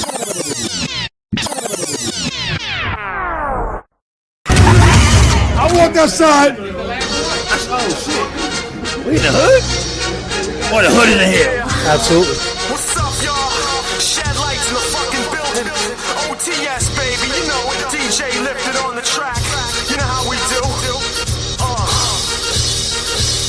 Hey yo, failure is not an option. I'm trying to blow up worldwide, not just be hot in Boston. I won't stop until I have the answer cop anything I want from Saks Fifth Ave. Crowds don't ever cease to astound them. Obstacles will go over, underwrite, through or around them. Sell my shit hand in hand like a pusher man. I can sell Big Macs to a Muslim man. I don't care if you don't feel this, haters. Cause I'm a cop crazy in the car shirts and the Static Selector. Yeah. We all reppin' for Boston, man. All green, everything. Brought up, we were bleeding green. And you ain't got our history, homie. We all reppin' for Boston, man. All green, everything. Brought up, we were bleeding green. And you ain't got our history, homie. Lights. Gone too soon, his boy Nathaniel. And that's the mindset, right? The mindset is to be loyal to your friends. And it, see, that's the thing. You can always judge a man on how loyal he is to his friends, man. And a lot of these people out here, what we learned in the last 6 months of these trials and tribulations on the live streaming, these people, some of these people, they were never friends to anybody. They want to be friends with everyone. So if they want to be friends with everyone, then they're not friends to no one. You know, you can't be cool with everybody. You got to be loyal. You got to have a backstory. You got to be loyal to your friends. Loyal is when they're there and they're not there, you got their back. So facts. Let me check that Detroit game real quick. Did they beat they had to beat them, right? The Pistons won, so it's 3-2. The Magic, they had to win. The Raptors, Cavaliers 113-111. Fourth quarter, 6 minutes left, 2-2. It's a good game, man. I hope what do you call it, man? The game 6 ain't like this, man. Like this Raptors Cavaliers game. How close it is in the court. We need to blow them out. I mean, I don't think we're gonna though. Just don't. You can't give life to these teams, man. You know, and Derek White, man, what happened in the series? I love Derek White, but this series, he just hasn't been around. No. In a 30-point lead ain't nothing in the NBA. Nothing.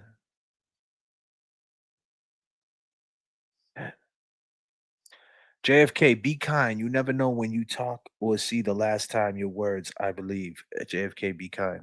Are you telling me to be kind or are you telling people to be kind? God bless JFK and crew, J bro. Thank you, Evelyn. I hope we put you on to some music. You never heard Angel from Errol Smith. That's a travesty of justice. You never heard Summer 69 either. No. That's when you had it up, and I said she never heard that song. Oh, wow. That's wild, man.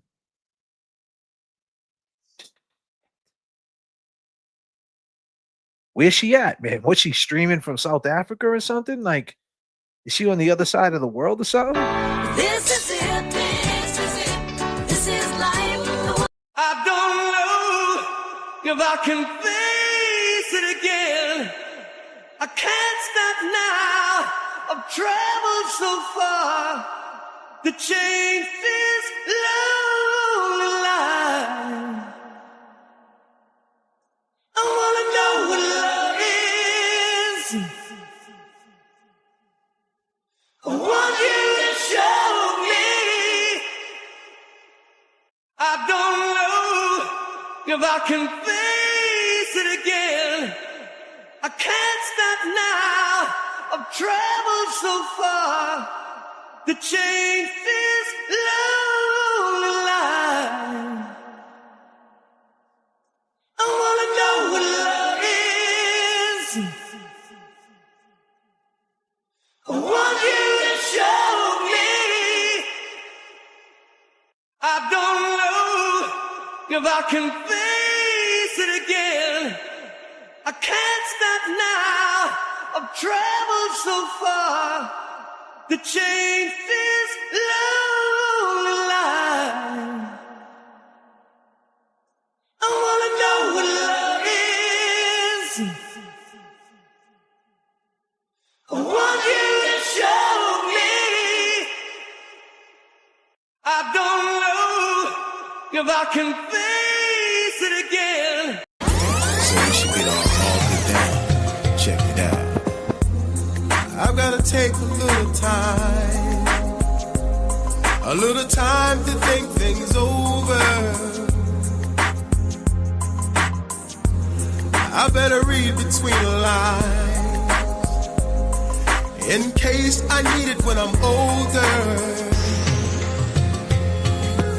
In my life, there's been heartaches and pain. I don't know if I can face it again. Can't stop now.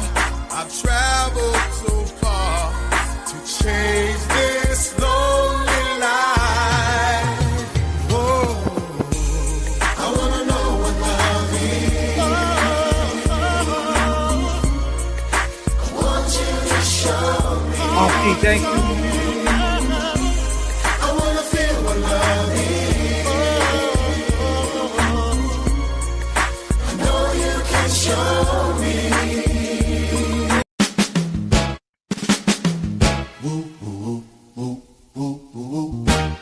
Oh, it's been a while, people. I've been holding this tight. Y'all know this shit. Here we go. I just wanna chill and twist the lie. Catch Come on. in my 745. You hey, crazy shorty. I need to see you and feel you next to me. I provide everything you need, and I like your smile. I don't wanna see you cry. Got some questions that I gotta ask, and I hope you can come up with the answers, baby. Girl, hey, it's easy to love me now. Hey, would you love me if I was down and out? Would you still have love for me, girl? It's easy to love me now. Oh, now, would you love me if I was down and out? Would you still have love for me? If I fell off tomorrow, would you still love me? If I didn't smell so good, would you still hug me? If I got locked up and Adi, where you at? We got 1,500 for you. could I count on you to be there to support me mentally if I went back to a hoop deep from a Benz, would you poof and disappear? Like some of my friends, if I was hit and I was hurt, would you be by my side? If it was time to put in work, would you be down to ride? I get out and peel a brother cap, chill and dry. I'm asking questions to find out how you feel inside. If I ain't rap cause I flip burgers at Burger King, would you be ashamed to tell your friends you're feeling me? In the bed if I use my tongue, would you like that? If I wrote you a love letter, would you write back? Now we could have a little drink, you know, a nightcap, and we could go do what you like. I know you like that. You like that? Come on. Girl, it's easy to love me now. Oh, now would you love me if I was down and out? Would you still have love for me, girl? It's easy to love me now. Would you love me if I was down? 21 questions. He'll appreciate you.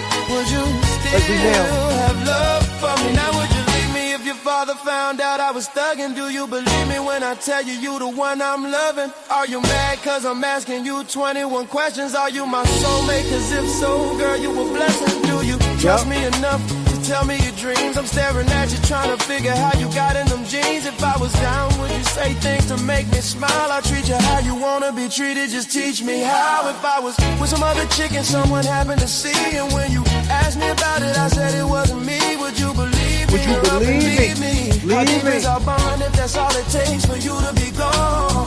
We only humans, girl, we make mistakes to make. We make mistakes. To make it up, I'll do whatever it takes.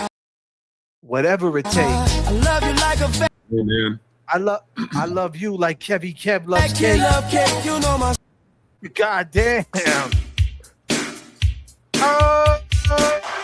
Where's Kevy Kev at? Everybody, do the Kevy Kev. Steady. Come on, here we go. Let's get it. Come on, Kevy Kev. Let's go.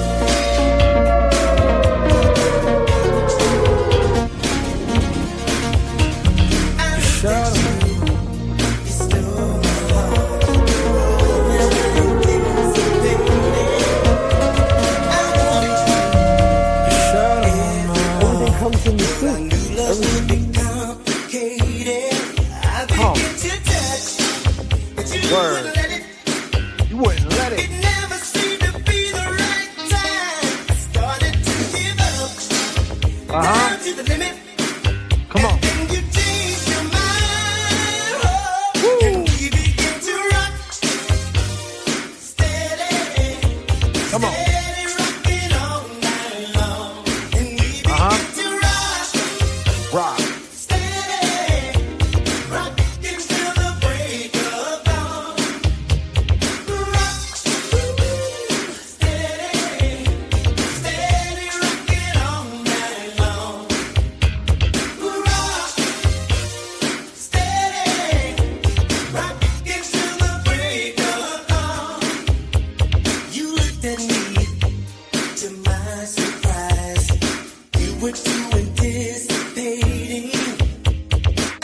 Sorry to hear that. It was in your eyes that you were getting tired of waiting. You wanted me so much, but I didn't get it. I didn't hit it. Hell no. I started to give up, but love wouldn't let it. Then you walked into my life, and here we go.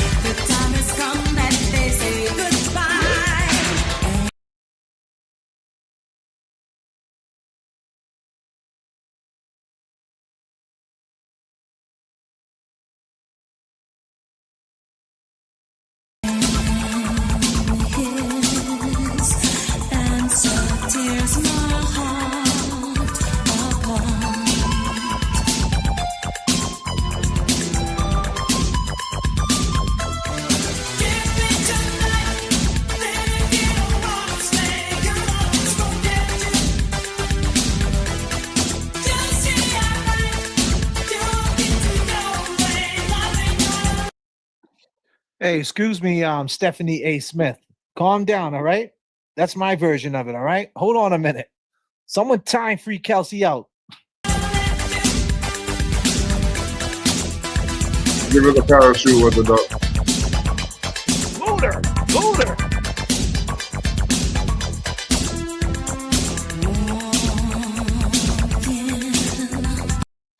Hey, keep in mind, ladies and gentlemen in the chat, Free Kelsey's new name is Stephanie A. Smith.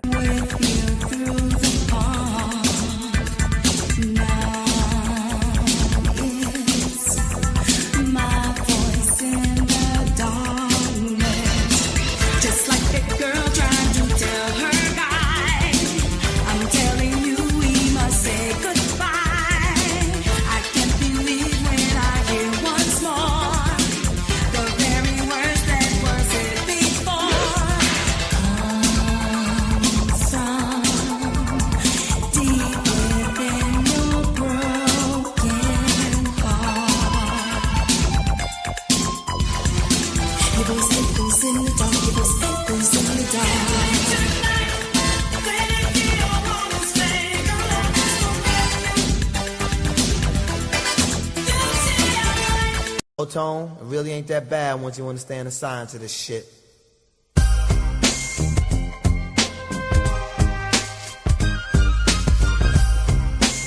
College Boys coming to you for the year 2000, covering all sectors of the universe.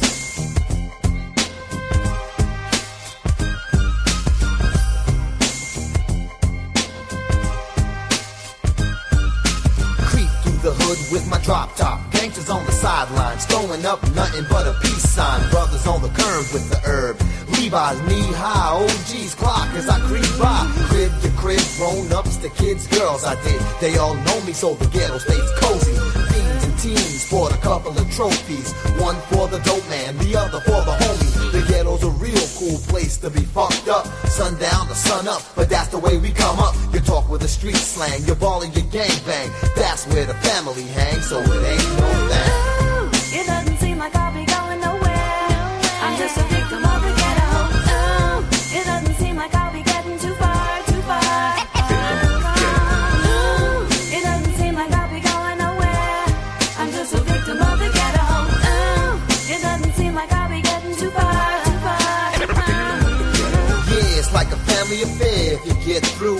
Plenty of old cuts, malt duck and brew. Say what's up, keep your mouth shut, yup. High rollers know me, but they don't own me. 5-0 might roll through quite slow.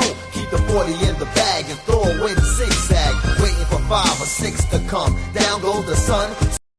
So we can play a game of 21.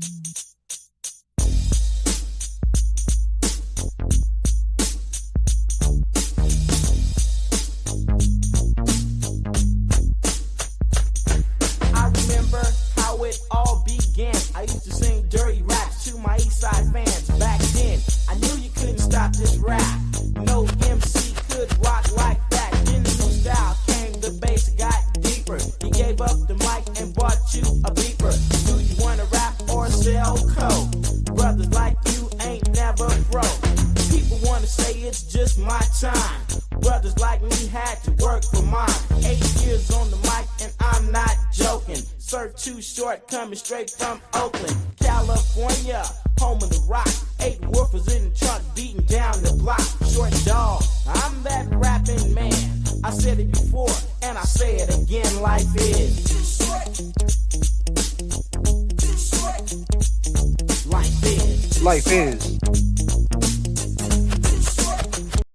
Life is too short.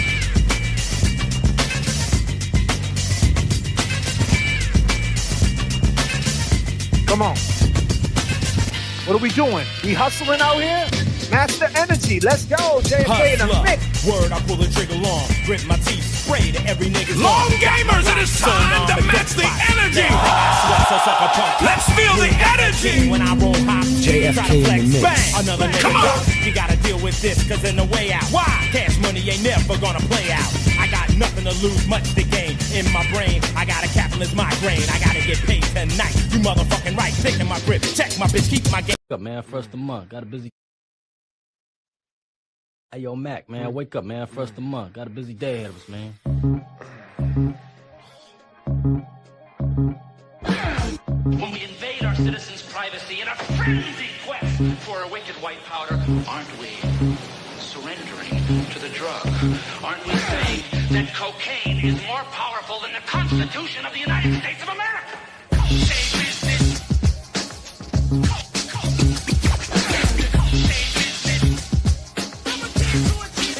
I need money. Come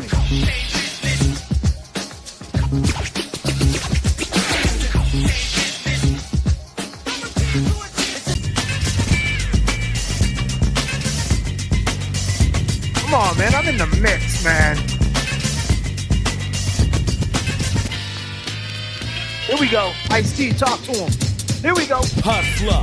Word, I pull the trigger long. Grit my teeth. Wake up, man. First of the month. Got a busy. Yo, it's the first of the month, man. We got a busy Mac, day, man. Wake up, man. First of the month. Got a busy day ahead of us, man.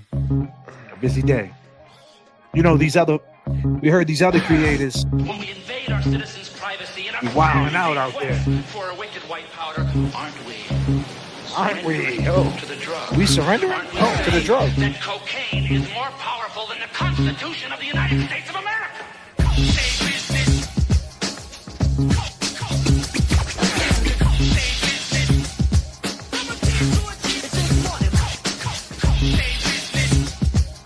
There we go, Becky.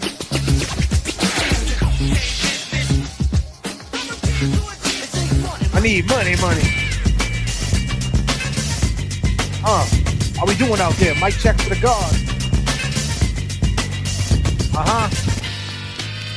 Yo, Ice-T, talk that shit. Hustler. Word, I pull the trigger long. Grit my teeth. Spray to every nigga's gone. Got my block sewn on my dope spots. Last thing I sweat, so suck a punk cop. Move like a king when I roll hop. You try to flex, bang, another nigga drop. You gotta deal with this, cause in the way out. Why? Cash money ain't never gonna play out. I got nothing to lose, much to gain. In my brain, I got a capitalist migraine. I gotta get paid tonight. You motherfucking right, taking my grip. Check my bitch, keep my game tight. So many hoes on my jock, think I'm a movie star. 19, I got a $50,000 car. Go to school, I ain't going for it. Kiss my ass, bust the cap on the Moet. Cause I don't wanna hear that crap. Why? I'd rather be a new jack. Hustler. Hustler.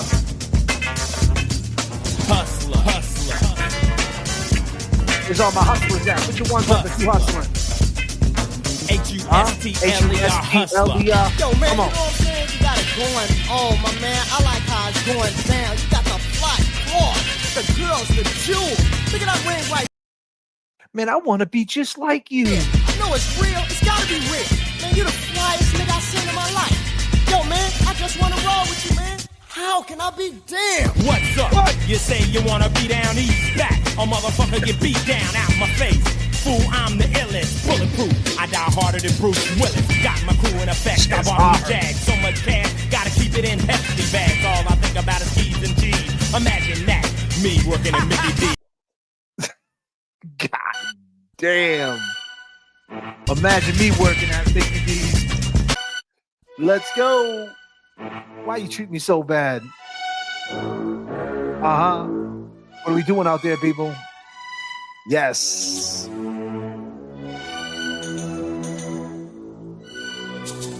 What are we doing out there, people? You still with me? You guys going to bed?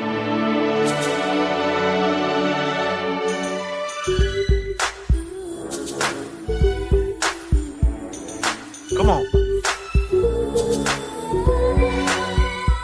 Hold on, I got one better for you. Creep on in, on in, on in. See, I'm riding. Hold on.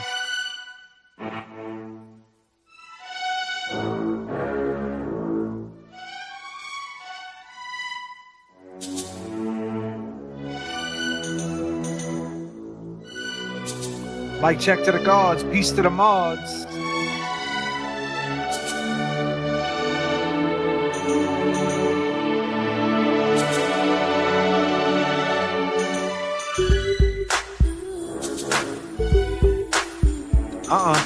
Yep. Long gamers, it is time to match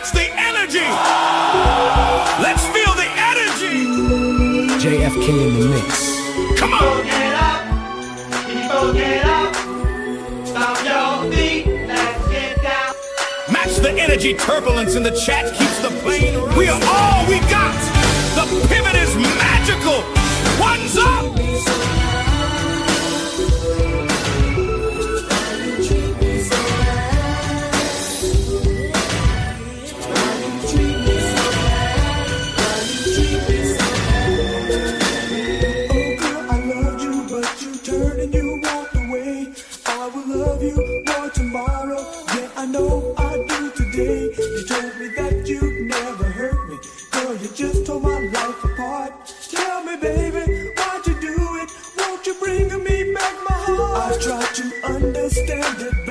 I searched my heart inside my mind. I searched the depths of my whole soul, baby.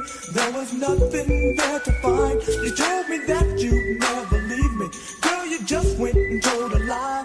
Tell me, baby, why'd you do it? Why'd you make me wanna cry? Why you treat me so bad? I don't know why, baby. Why you treat me so bad? Why you do me the way you do? Why you treat me so bad?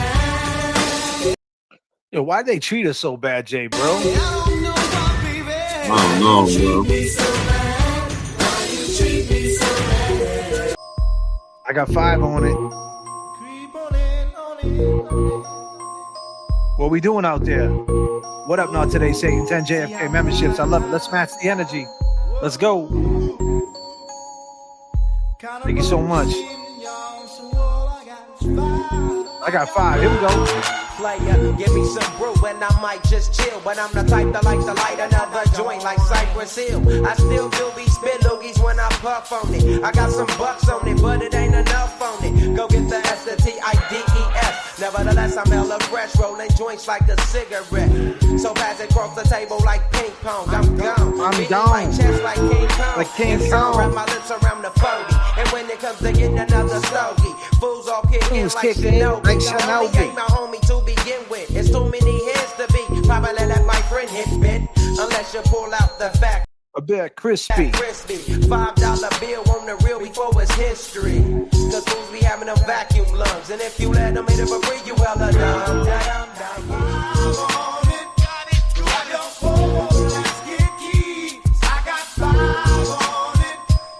Come on, what we smoking?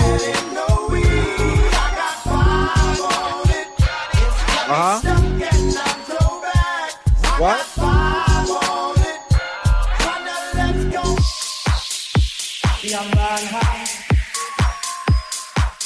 Turbulence in the chat. Turbulence in the chat. Kiss the crack. On the street, smoking Indo, sipping on gin and juice. Laid back. With my mind on my money and my money on my mind. What up, Michelle Beach? Here we go.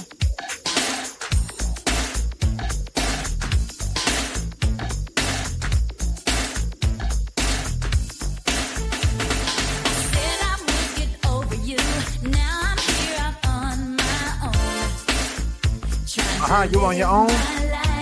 Trying to live my life.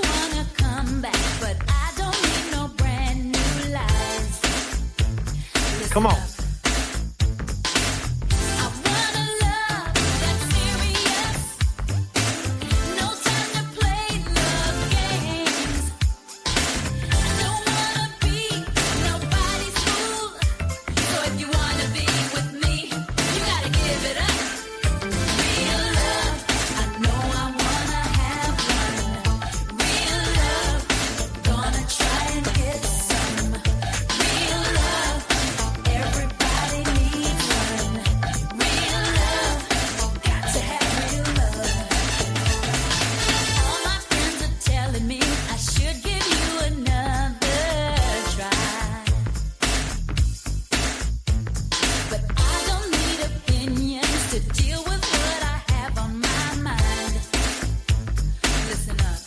Talk to him.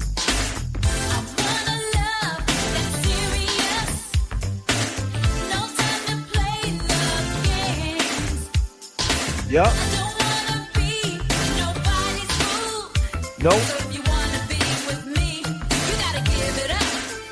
Yes.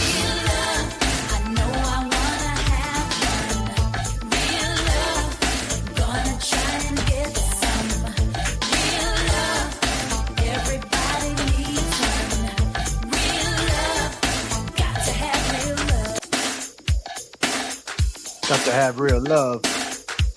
Got to have real love. Got to have real love.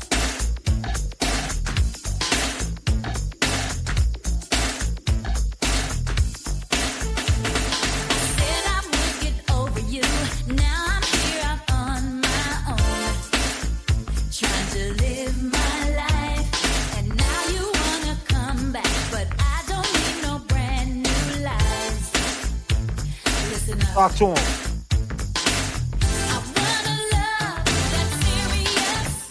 Serious.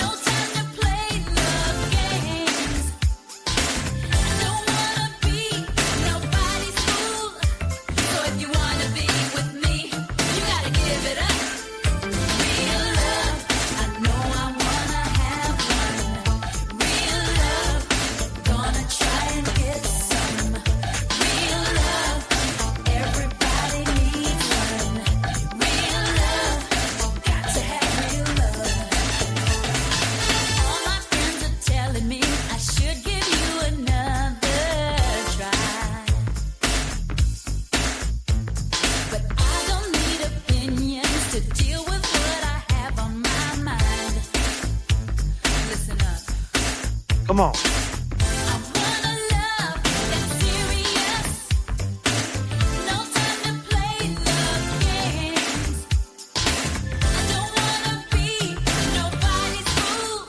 What? If you wanna be with me, you gotta give it up. Give it up.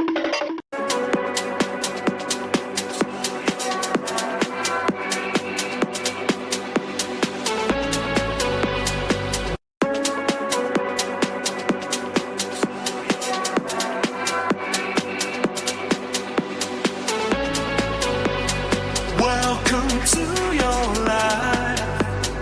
There's no turning back. Even while we sleep, we will find you acting on your best behavior. Turn your back on Mother Nature. Everybody wants to rule the world. Thank you. Let's go.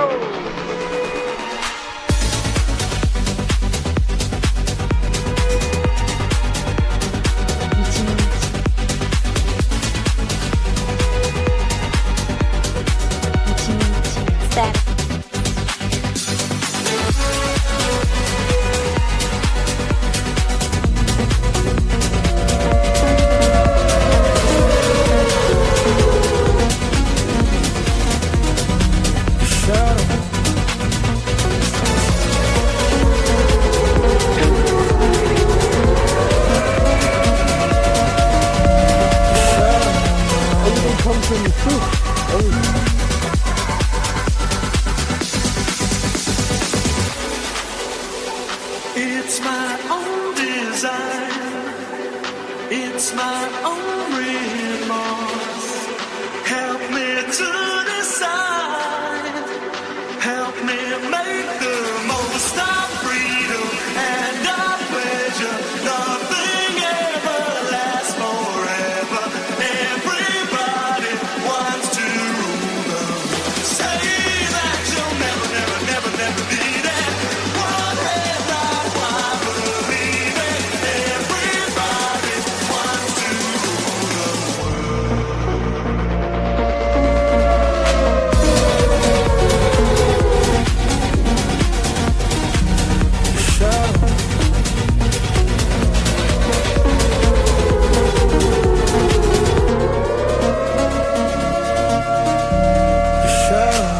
Everything comes from the soup. Everything. Set your own risk. You're now rocking with J.F.K. J. Brill. Let's go. Let's go.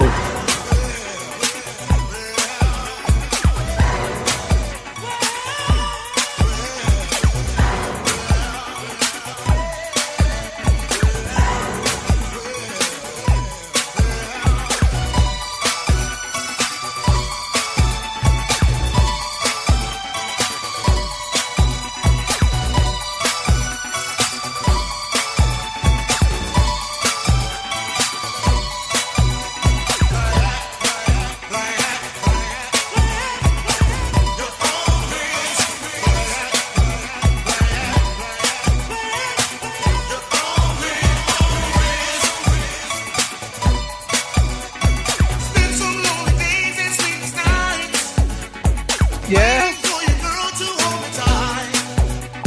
Hold me tight.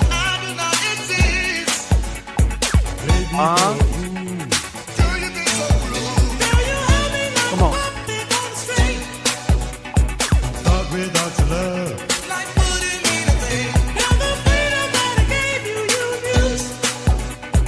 If you want my love, if you play with me, it's at your risk that I'll set you free. B-L-A-Y, if you play with me, it's at your risk that I'll set you free. Play at your own risk, girl. Play at your own risk. I'm telling you, play at your own risk, girl. Play at your own risk. I will be through. B-L-A-Y, if you play with me, it's at your risk that I'll set you free. B-L-A-Y, if you play with me, it's at your risk that I'll set you free. I thought I had a woman most fine, but now I gotta watch you all the time. If you think you're so hot, shine. I'll take you to the Artie's in here? top. Then I'll let you drop. Will you hold me like No, I was asking, where's Artie? I thought without your love. like wouldn't mean a thing? You're the freedom that I gave you, you abused. Adi, man, we had 2,100. We had like 1,500 today. I mean, we're gonna go at it one more day, man. Think about it, man. Let's get you some money. Let's tell you the truth, man. If you want my love, Girl, you got to play at your own risk, girl. I want to lace your pockets, man. What's up? It's at your own risk. Telling you, play at your own risk, girl. Play at your own risk.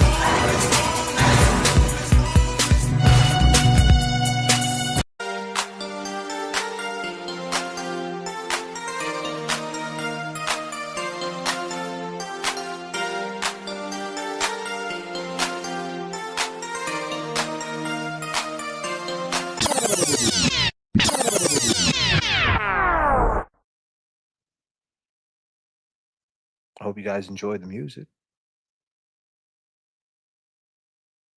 Absolutely. Did you hear about the FBI agent talked about Higgins, who was supposed to be in the Right. trial, that he never came in? They wouldn't let him Nah, in. I didn't hear that. Man, if he would have came in this trial, man. I mean, it didn't matter anyway, but damn, it would have put the heat on this dude. I mean, Really? because hearing an FBI agent talk about it, like another cop talk about it, is just so much different than we talk about it. I feel like no one can talk better than someone like these cops, man. The thing is, you know, when you got passion in this shit and you kind of know something, you know, to be like an FBI agent, man, like you learn to just don't volunteer shit. You know, you just say what you say and that's it. And this guy just said it perfectly. He, you know, and it's pretty simple, right? Already within 3 days of 4 days of John O'Keefe's murder was handing in giving them information. You know, like here's my extractions.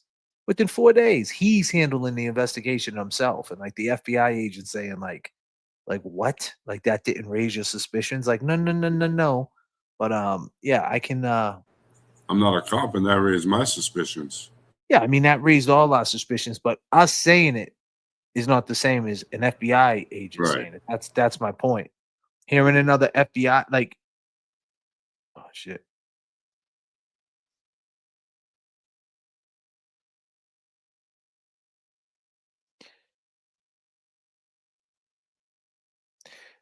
Hearing another FBI agent say it is just like it's just so wild. You know what I'm saying? Like, cause Yeah.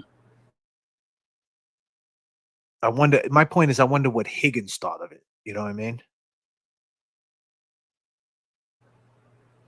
So like, I think Loophole Lawyer had something about it. Yeah, I haven't even seen it. Well, you know who had it? What's his name? What's that dude's name? Lawyer, you know, he had the video.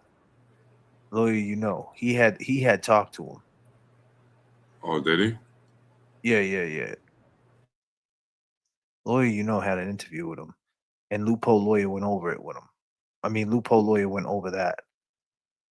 Right. Where is it?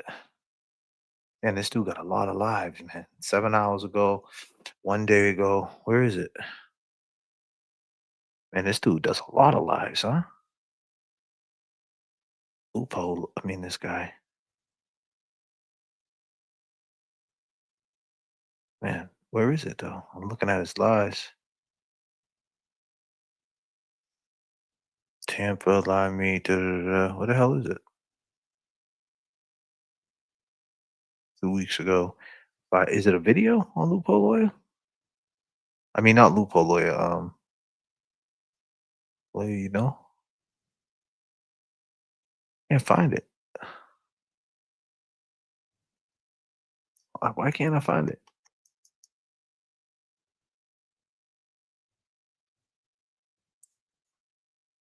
Loophole Lawyer, he's cool, man, but I don't know. He's kind of bugged out the way he does videos and shit.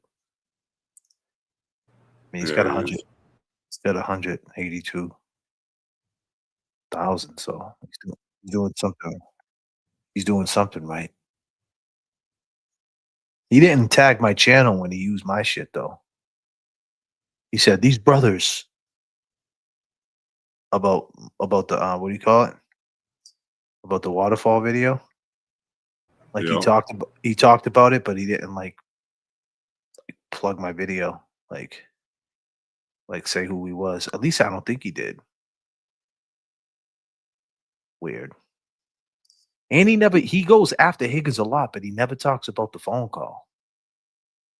The Kevin from South Boston. Yeah, you're right. He goes in on Higgins. Like he has Higgins AIs and shit. Do you have some personal That little rhino in that night? I really feel strongly about investigating Brian Higgins. The Higgins phone download, the way he gave it, what can you not get based on the data and information that he turned over? I'm assuming there's a lot that you miss out on as a cell phone expert. Anytime a witness tries to collect their own evidence and give it to me, I'm suspicious. My suspicion is, what don't you want me to see? Because those things that you don't want me to see are the things I want to see now. That's retired FBI Special Agent Michael Easter. He's been on multiple shows, but we just received some breaking news. We have his actual report for which he was going to use in trial number 2, and we now get to analyze that report and see if this FBI agent's opinion aligns with ours with regard to the true killer of John O'Keefe. Brian Higgins? Let's keep watching. Clearly, his use of a straight third party accusing him, to man. extract his communications between him and Karen Reed, and I think he provided John O'Keefe's, this conversation with John O'Keefe, is part of the story. And we look at this case, that's all we've ever gotten is parts of the story. And so your job as investigator is to get the complete story. You should not be satisfied with Brian Higgins giving you part of the story when he is intertwined in the story from its beginning to its end. And so now it's my job as an investigator to go out and collect the rest of the evidence Brian Higgins didn't want me to see. And I would have done those things. I did demonstratives to that. I showed, this is what they did. This is inconsistent with the Massachusetts State Police Policy Guide that I got from the internet. And I made snips of it and compared it. This is what they said and did.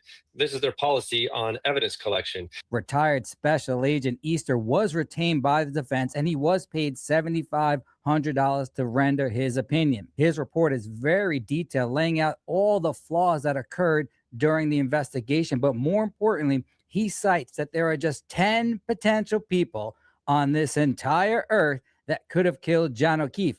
I wonder where you got that from. This is their policy on crime scene management. This is their policy on separating witnesses. This is their policy on X, Y, and Z. And then I put, this is what I would have done, and this is what you would have got from it. And I think that demonstrative would have just really solidified, and I think the jury got it right clearly. The old judge did not allow Easter to testify at trial number 2. Therefore, we never got to see his report, but now we have it. Maybe I'm just selfish in thinking it would have been interesting to present something that you worked hard on to present, and it would have been enjoyable. Based on everything you've looked at, everything you know, everybody you've talked to, do you have some kind of personal theory of what happened that night? Let's see if this retired FBI Special Agent with only like 20 years of experience has the same conclusion that we do, that John O'Keefe was killed by Brian Higgins on that fateful morning. I really feel strongly about investigating Brian Higgins. Brian Higgins? I just found his response that night to be highly suspicious. I find it suspicious that he collected his own evidence for us of what he thought we would want. And I find it suspicious that after a night of drinking, his first thought was to return to Canton Police Department. Your first response is to walk around a bunch of other cops after having driven your personal vehicle drunk to the station. In fairness to Brian Patrick Higgins, every cop is drunk in Canton. Do some type of administrative work. I found that initially very suspicious. And one of my things in my report was, I think we should look into the nature of Brian Higgins. Does he normally come to the police station between 1 a.m. and 4 a.m. to do administrative work? And if he doesn't do that, why? Is it simply because he thought the weather was bad and he wanted to be helpful? I find that disingenuous. Really, your first thought after a night of drinking was to go move some cars. We couldn't deal with that later. On the screen is the exact text with regard to Listen, why I appreciate the things that Brian you two Higgins do, you and was James, culpable right? for John O'Keefe's I murder. would have liked to see his access logs to the Canton Police Department, and I would have done an assessment of, is this something that he's regularly done, or has he never come into the Canton Police Department after hours? It's not something he's ever done. I would have got his cell phone records to determine whether or not he truly did provide us all the messages that he said he provided. And I would have done that because during that investigation and in the trial, they learned that he conducted what I say is abnormal, which is to destroy an iPhone 11 that has value. And this is right from Easter's report that we just obtained, the discovery that Agent Higgins, in concert with an FBI agent, privately downloaded his text exchange with Reed, followed by the destruction and disposal of his personal cell phone on a military installation, constitute highly irregular conduct. These actions demand thorough investigation as they raise significant questions about the integrity of Agent Higgins' statements. And that's 100% true. We know that there was no real reason to destroy a phone with value in such a manner that it would be very hard to obtain if you were able to search the garbage dump. But more importantly, when Brian Patrick Higgins sits in front of Michael Proctor and Yuri Bulkanik and hands him data from his phone for which he wants them to see, that should have raised huge red flags, because we could have got all of those text messages from Karen and John's phone. He literally handed them nothing, but made it appear as if he was being just another willing and helpful witness. To destroy a SIM card and then to purposely put them in a remote location that would be unrecoverable to your average person, and not even just be discovered by somebody that might be going through a trash can, right? Like if you were to do it behind a dumpster behind a grocery store. So he put it in a place that is unrecoverable. In you go. No one saw a thing. That's true. Why is that soldier smiling? It's interesting, then it makes the presumption that you still can't recover what's on that phone. I would have investigated whether or not his cell phone records from his service provider are consistent with his statement. Did he go out to that military base? Did the phone disconnect from the network at or near the time he says he destroyed it? I would have gone and made determinations of his iCloud account. What does he have backed up on his iCloud account? Why? And I would look for a legal process to examine those things.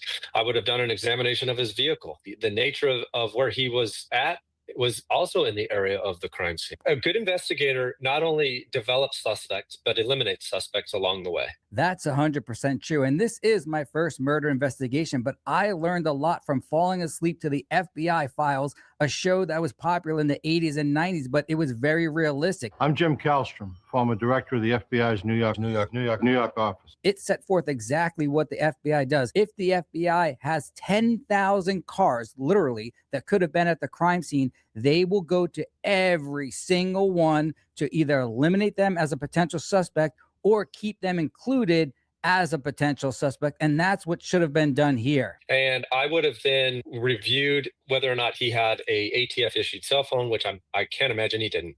And I would have determined whether or not that remained active throughout that night, and even the days and time period after, when he's allegedly destroyed his personal phone, to marry up what they did together in unison across time, and whether or not he had other communications on his phone. And see if I could get, and if he came up with an alternate reason for what happened. When, let's say, for example, his phone wasn't destroyed, I would have confronted Mr. Higgins. You previously stated that you destroyed your phone. Here are your phone records, and it shows that it was active for 3 days after that. Would you like to change your story? Gay Jeff, kiss me. Not like a friend. And if his story is correct, we would have developed that. Okay, well, you actually did this, and we would have got him to make statements to improve his situation, not only to make him more of a suspect, but to make him less of a suspect. It's okay to have an attorney present. And if you don't have one, just say, you know what, I'm happy to discuss with you, but I need some time to consult with my attorney, and I'll get back to you. I fully think exercising that right is a fundamental for everybody. However, However, I just want you to know that I also find it suspicious. Hell yeah, we do. The fact that Brian Patrick Higgins, old Higgy Bear, retained an attorney as just an innocent witness within hours of committing this particular crime is extremely suspect. Nobody else hired an attorney this quickly. Not little Colin Albert. How are you? Not Jen McCabe. Not Matt McCabe. Not even Brian Albert. Yes. Hired an attorney Oh, this man. quickly. That's because we know Brian Patrick Higgins, old Higgy Bear, was the real culprit. Agent Higgins, I'm coming to do a witness interview. It's only been 3 or 4 days since this crime. By the time I get you in 3 or 4 days, you've collected the evidence you want me to have, and you've got an attorney present. It would have raised my suspicion levels of why is he doing these things? I need to make sure I do my due diligence to eliminate him as a suspect. When you show up to a witness interview with a lawyer, they're like, uh-oh, that's a good way to become a suspect or a target. You know, it's funny on the other side when people do interviews without their lawyer, and I'm like, why did they get an attorney? Fascinating opinions from a good-looking attorney and a good-looking special agent with regard to a suspect or witness hiring an attorney. The real issue is there were so many red flags, and from the jump, we did not know that Brian Patrick Higgins was in love with Karen Reed, partially because Karen Reed didn't fully disclose it to everyone. You can see from Alan's cross-examination of Higgins that most of the focus was on Higgins being rejected by Karen. But now with all the evidence, we see that simply was just not the case. And we even got it wrong. But retired FBI Special Agent Easter's report sets forth exactly what we've been saying all along, that the real killer, Brian Higgins, should have been arrested. And no matter what, we will not stop producing these videos until the real killer, Brian Higgins, is brought to justice. This crime was very simple to solve because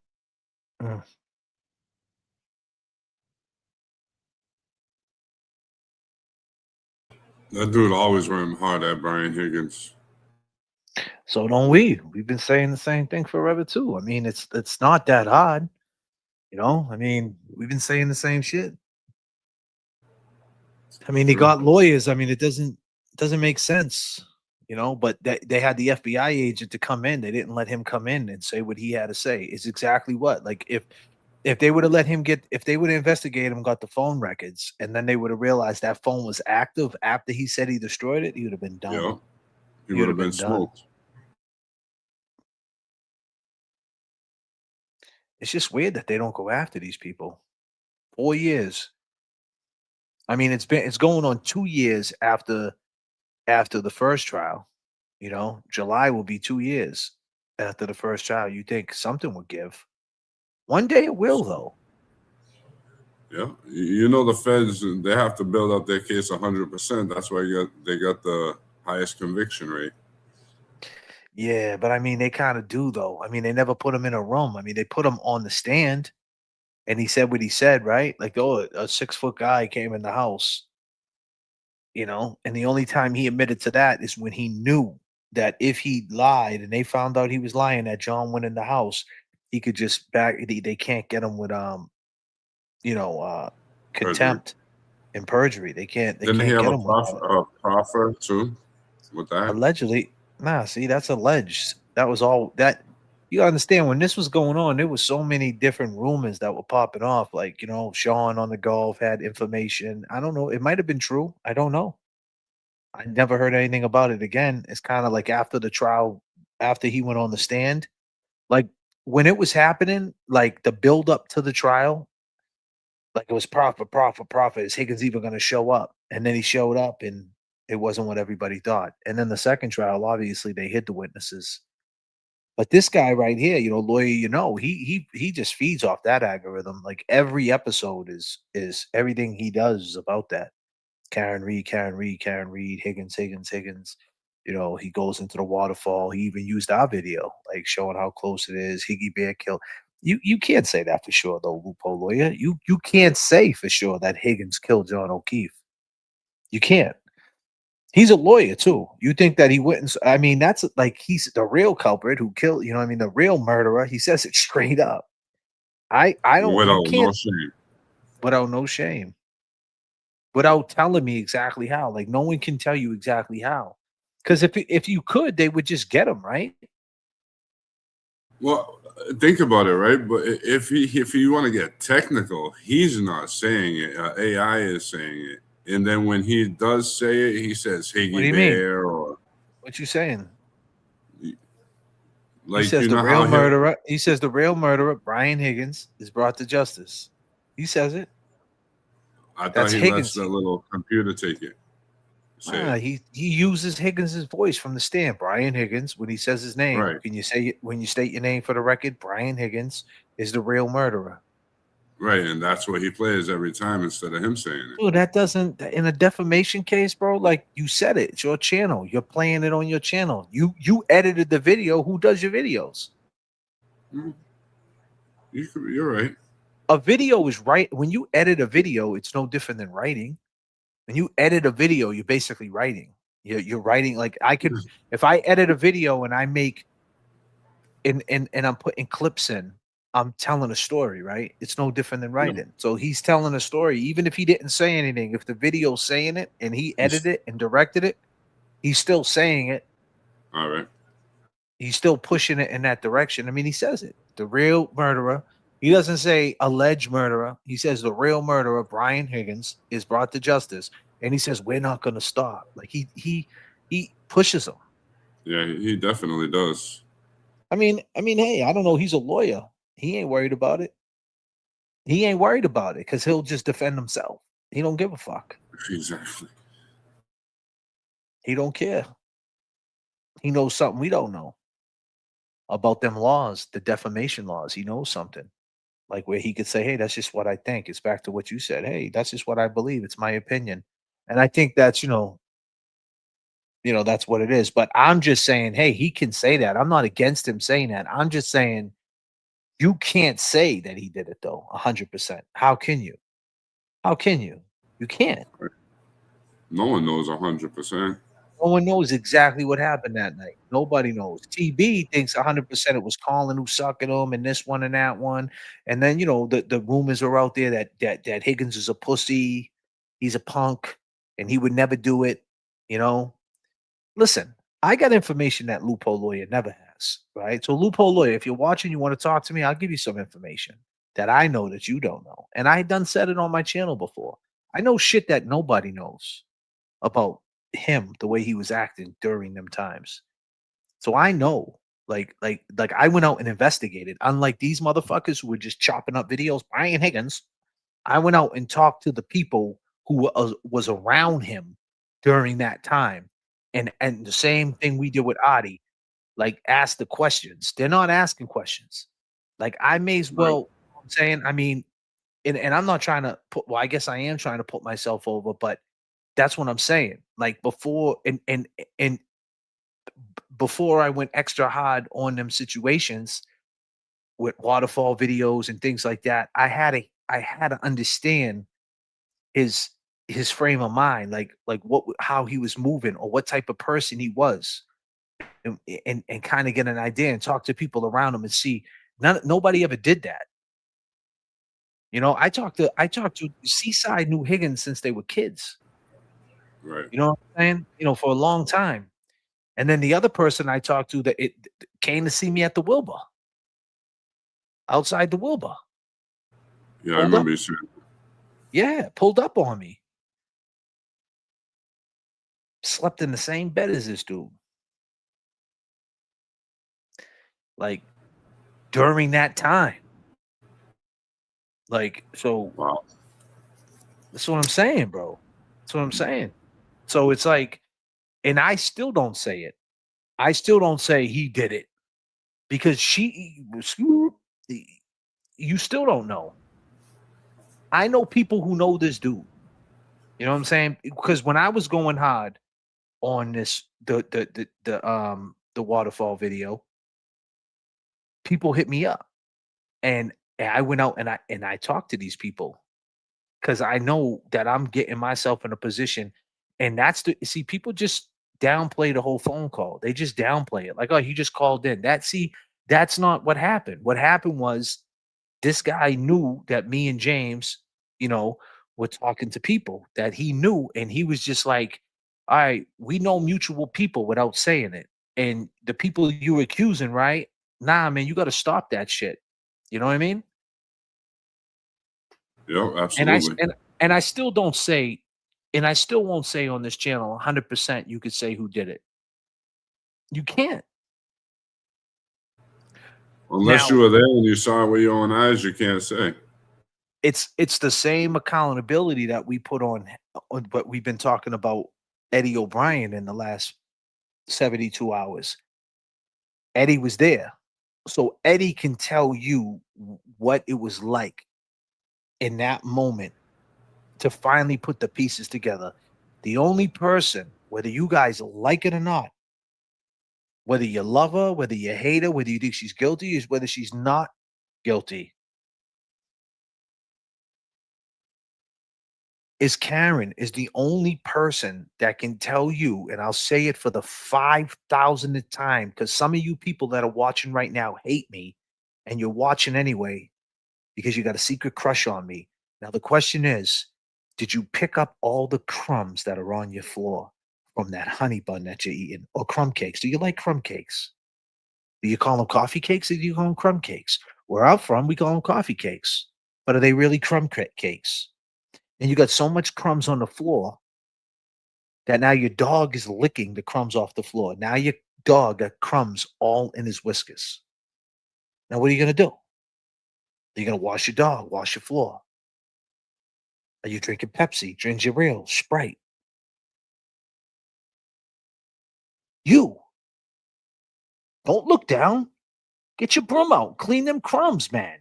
Take your vacuum out, put it on hard floor, and fucking vacuum. I don't care. It's 10:51. Clean them crumbs.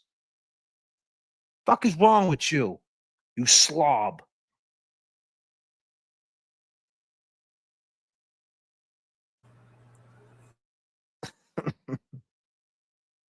Motherfuckers are like this right now. They're like this. They're like this. They're like, is he watching me? I was going to say, is he watching me? Is he stalking me? He's stalking me. He knew I was eating crumb cakes. He knew I had receipts at CVS. How did he know? What's that? Where you can see through everything? Telekinesis or whatever that is. Oh shit! You watching me? Wow, that was classic.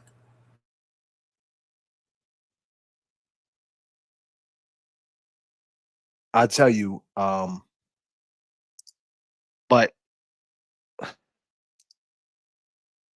during them times, I used to always say that, like, if you really want to put the heat on Higgins, if Karen made a statement, right, that when I was in the car, John, and that's if this happened, but based on what we know of how fast this happened, from that ride from the waterfall to 34 Fairview, it's only a 5-minute ride. So in that 5 minutes, he's talking to, you got to understand, Jen calls him. Now keep in mind, he texts Jen, what's the address? He texts him. Right. Text her. She called him. Right? Why'd she call him? He's a cop. All the cop needs is the address. That's all the cop needs. Give me the address. They don't need nothing else. Give me the address. I'll get there. That's what he does. Right. Exactly. So she calls him. They talk for like 36 seconds or something, or 40 seconds. Then they hang up, and now he calls her back, and they talk for like another 30 seconds. So it was like a total of like a little bit over a minute. And you got Karen, man, outspoken. Yo, I'm not your fuck. I can picture Karen in that car. And this is just, like I said, this is pure speculation. Pure speculation. But I got so much heat for this. I can picture Karen in the car. We're not going over there. They're not your fucking friends. You know what I mean? Like, she's like one of those, right? That's just my opinion. And this is before I even talked to her or even met her or even text with her. Just my opinion. She was probably telling him, yo, you got to call in a night. And he was like, nah. So only she can say what the temperature was like in that car. And if she, and if he was like, I'm going to see this dude, then everything, then you could start saying, hey, but she doesn't. And does she, and it's back to fear. Does she do it because she doesn't want to get killed out here? I mean, she could, right? Like somebody could do something to her. So I don't know. I don't know. You know what I mean? And does it matter? She got found not guilty. The difference with Eddie, he got found guilty. So Eddie really got no Right. choice, but like, well, he does have a choice, but it makes sense for Eddie to say something because he's been down 30 fucking years, man. But she got found not guilty, so she technically don't have to say shit. Right. It's But- true. And like I said today, there's nothing to lose and there's everything to win by saying it. But the only people who can really put a bow on it and give you that ultimate cosign, so to speak, are them, the people who were there. You're absolutely right. Here we go, Michelle Beach. But she wanted to go to D&E and that was shut down. Now tummy hurt, but she was blaming you too and her wipers in the heat and blah, blah, blah. All right. And listen, you must be sitting outside right now watching Delta fly over your house and the internet connection's broken or something. All right. Do me a favor, right? Call Delta up and tell them that your house is shaking. Listen, crazy Michelle Beach. Whatever you do, don't go in the water. But she wanted to go to D&E. Yeah, because if she knows that they're going back to that house, right? And this is all speculation. And you're right. You could think this way. And your opinion is right. But my thing is that I think she might have wanted to go to D&E to lose the two bullies. Because the two bullies ain't going to D&E. The two Pipples, they're not going to D&E. They're too cool for that. They're not going to make pizzas. They want to go fucking drink beer, drink whiskey, watch UFC fights from 96, talk war stories about, you know what I mean? That's what they want to do. They don't want to go to fucking D&E pizza. They don't want to do that. That's too corny for them. They don't want to make pizza. Fuck no. That's my opinion. So I think maybe she said that to kind of escape them. But that's just my opinion. But you could be right. And she did make a statement before leaving the waterfall that, are you sure you want to go over there? We were supposed to go home, right? And he said, just for one drink or something like that. Well, she's looking around and she knows you got to understand, there's this guy lingering there. Like she knows more than anybody that this guy there, she's looking around trying to take the temperature. And that's another thing. Like, these are the questions you want to ask. Like, so when you was in that bar and you seen Higgins there and everybody was coupled up, everybody, I mean, Chris wasn't, but Julie was there, but Chris wasn't. And then that's why I always say Chris, the pizza man, was a shit stirrer because Julie left. At that point, he should have dipped. You know what I mean? Like, it's a couples thing. Like, Julie left. Why didn't you go with your wife? She had a headache. She left. Or maybe she left because she doesn't like Karen. As soon as she realized Karen was coming through, yo, I'm out of here. I don't want to see that chick. Come on, where you going? She's whack. I mean, come on. People don't even come in the chat anymore. We lost some people in the chat. If you notice, we lost like 4 or 5 people that used to be in the chat. They don't want to come in the chat no more because they don't like people. Imagine in real life.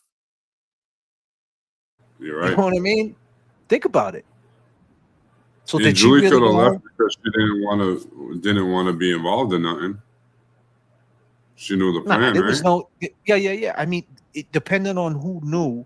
Like, if the word got out that there was like, oh, Karen, who's supposed to be like this, like the good girl, right? That's like, the white knight, so to speak. And come to find out, Higgins spilled the beans, and then it kind of leaked through that crew. Like, let's see the reaction, how she reacts when we're all together. Let's see if she runs out the door. And not for nothing, Karen no sold it. So that's even dirtier. You think Karen would have seen Higgins and been like, you know what? I see what this is all about. Right. This is nasty, diabolical shit. They trying to catch me up. I ain't giving them that. Right? I ain't giving them that. Yo, John, I'm leaving. Why? trust me, I gotta go. I'll tell you later. I'm out. She was in her whip. She could appeal, but instead she no sold it. So if anything, she was sussing the situation out. I mean, this is all my opinion. But then again, I'm a hood booger. And this is the way us hood boogers think. So if you think along the same lines of me, you too might be a hood booger and you don't know. Your dog is underneath you right now eating all the crumbs from that nasty coffee cake. You didn't pull the vacuum out yet? I don't care it's 11 o'clock. Put the vacuum on and clean up the crumbs, you slob. I don't care about your neighbors. Stop it.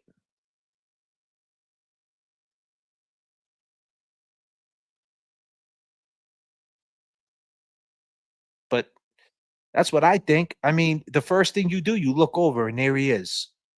I'll tell you this much. If I walked in a spot with my significant other, everybody's with their significant others, and then there's a girl that I mess with because things got sloppy between me and my chick, which it did. John, because think about it. When people say, well, why did she call John a pervert? Well, I have an answer for that too, because J.F.K. got answers. Because 2 weeks before that, they went to Bermuda or Aruba or some shit, right? And John's like, oh, that girl, that's like my little sister. She's a big boot, she's a bigger girl. She got some shit with her, right? Karen skinnier, small girl, right? So he's like, that's like my sister. I ain't messing with her. So Karen's thinking, that's like his little sister. Then he said that, right? Like, that's like my little sister. And then she comes walking back from the hotel with the kids, and he's in the pool tonguing her down. So she kept that in her back pocket, like, you pervert. I could just picture her throwing that at him every chance she gets. You pervert. You said that's like your little sister, you dirty motherfucker. Like, you know what I mean? And he's like, dude, I was trashed. You know what I mean? Like, that could be it. And so then when she pulls up to the house and he goes in, she's thinking in her head, damn, man, he's going to go in there and Higgins is going to spill the beans on every fucking thing I've been doing. So let me remind him on this answering machine the reason why I did what I did. So I'll give him a clue. You pervert. Because I only messed with your friend because of what you did to me in Aruba. That's my POV of it. Because people always say, well, why'd she call him a pervert? Because of that reason. Because she's thinking, and then people say, well, why'd she call her dad? Michelle Beach is going to be the first person. Why'd she call her dad? Oh my God. Is that a 737 up there? Hey, Jay Brill, call the control tower. I think there's a Cessna up there, right? God damn, Michelle Beach. I'll tell you, but why'd she call her dad? Because guess what? She calls her dad because she knows it's about to be a wrap. Her boyfriend's about to. Who else is she gonna call? Her boyfriend's in a bad situation. She can't call him. No, but she doesn't know that. She thinks her boyfriend's about to go in there and about to give high fives, right? Yeah, I got ahead of myself.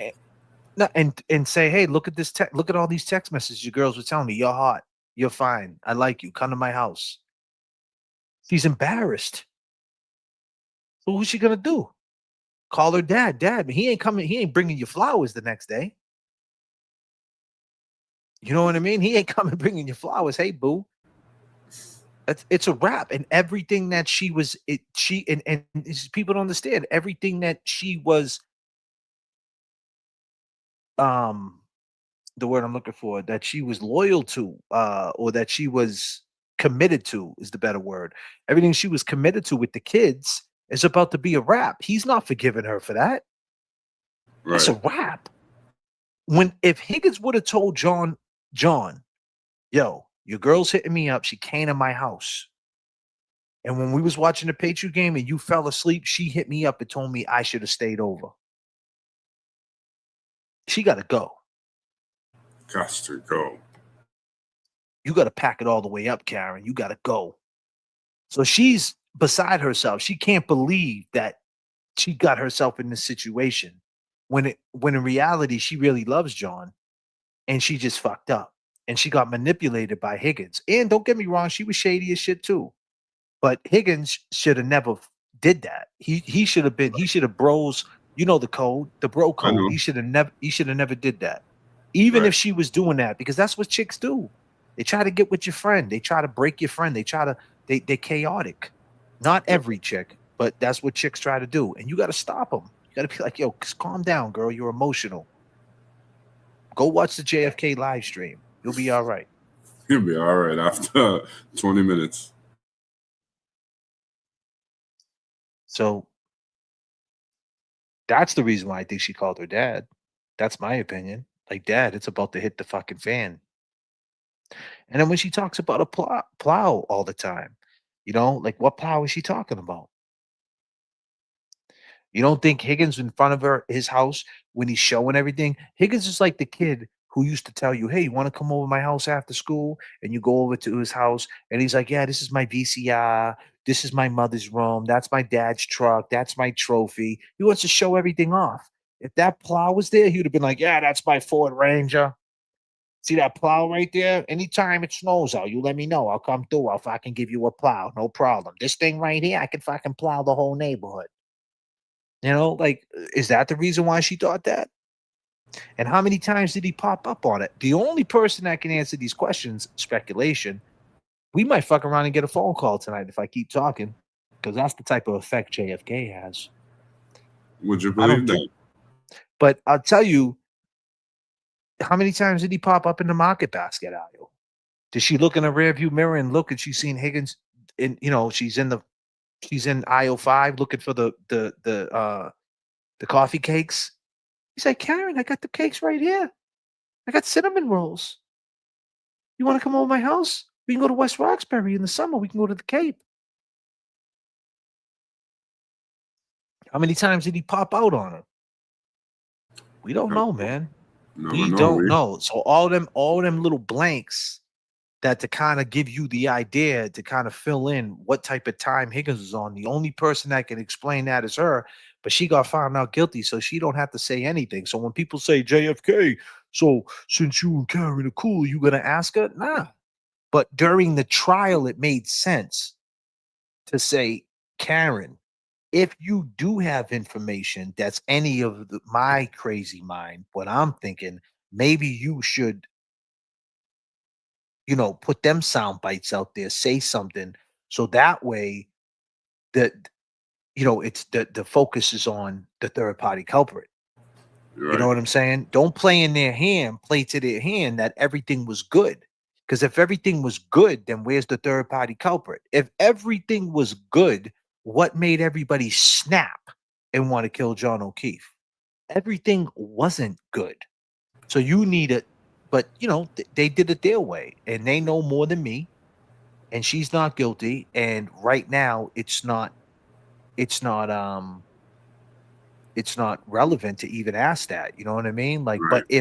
But if the only way right now, if you knew for sure, if she could come out tonight and speak more to that night, and she knew an investigation would be launched, then maybe she would. But right now, I don't think she trusts anybody to say anything more, other than the fact is she's doing an Eddie. Follow the evidence.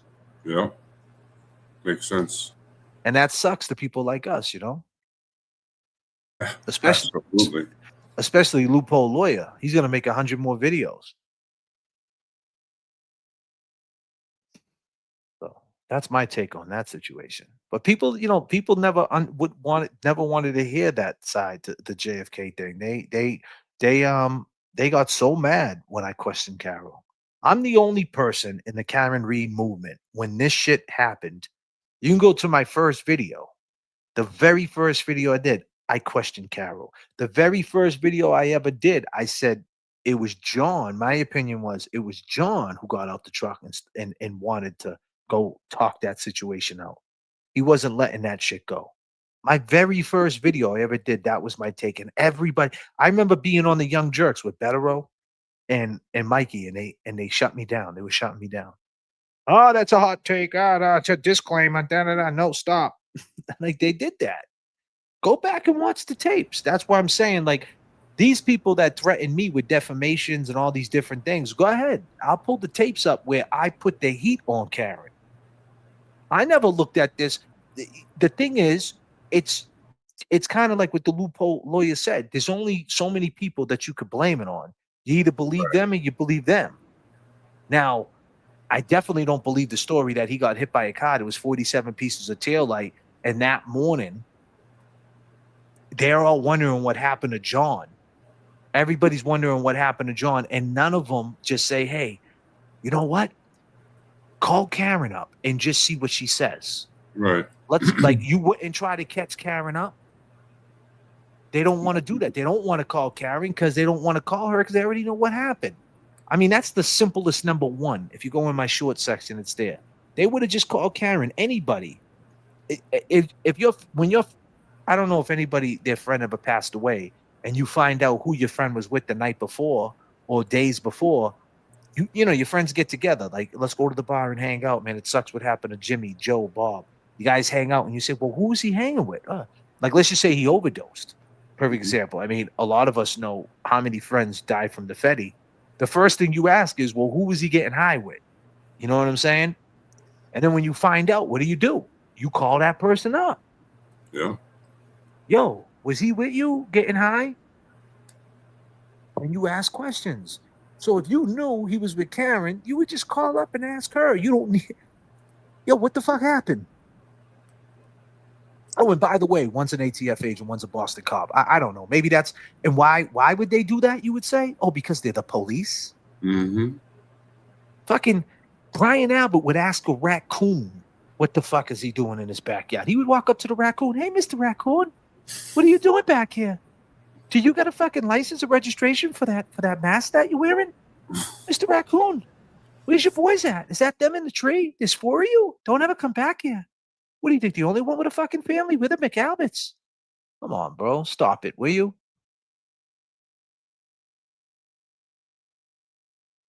All right, I'm starting to rant on. I got to shut the fuck up. No, you're good, bro.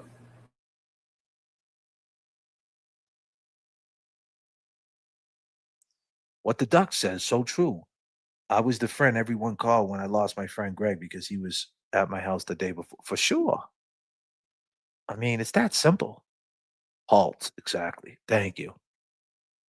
Shut up, JFK. JFK. Shut up, JFK. Shut up. Shut up. Tock, tock, tick, tock, tick.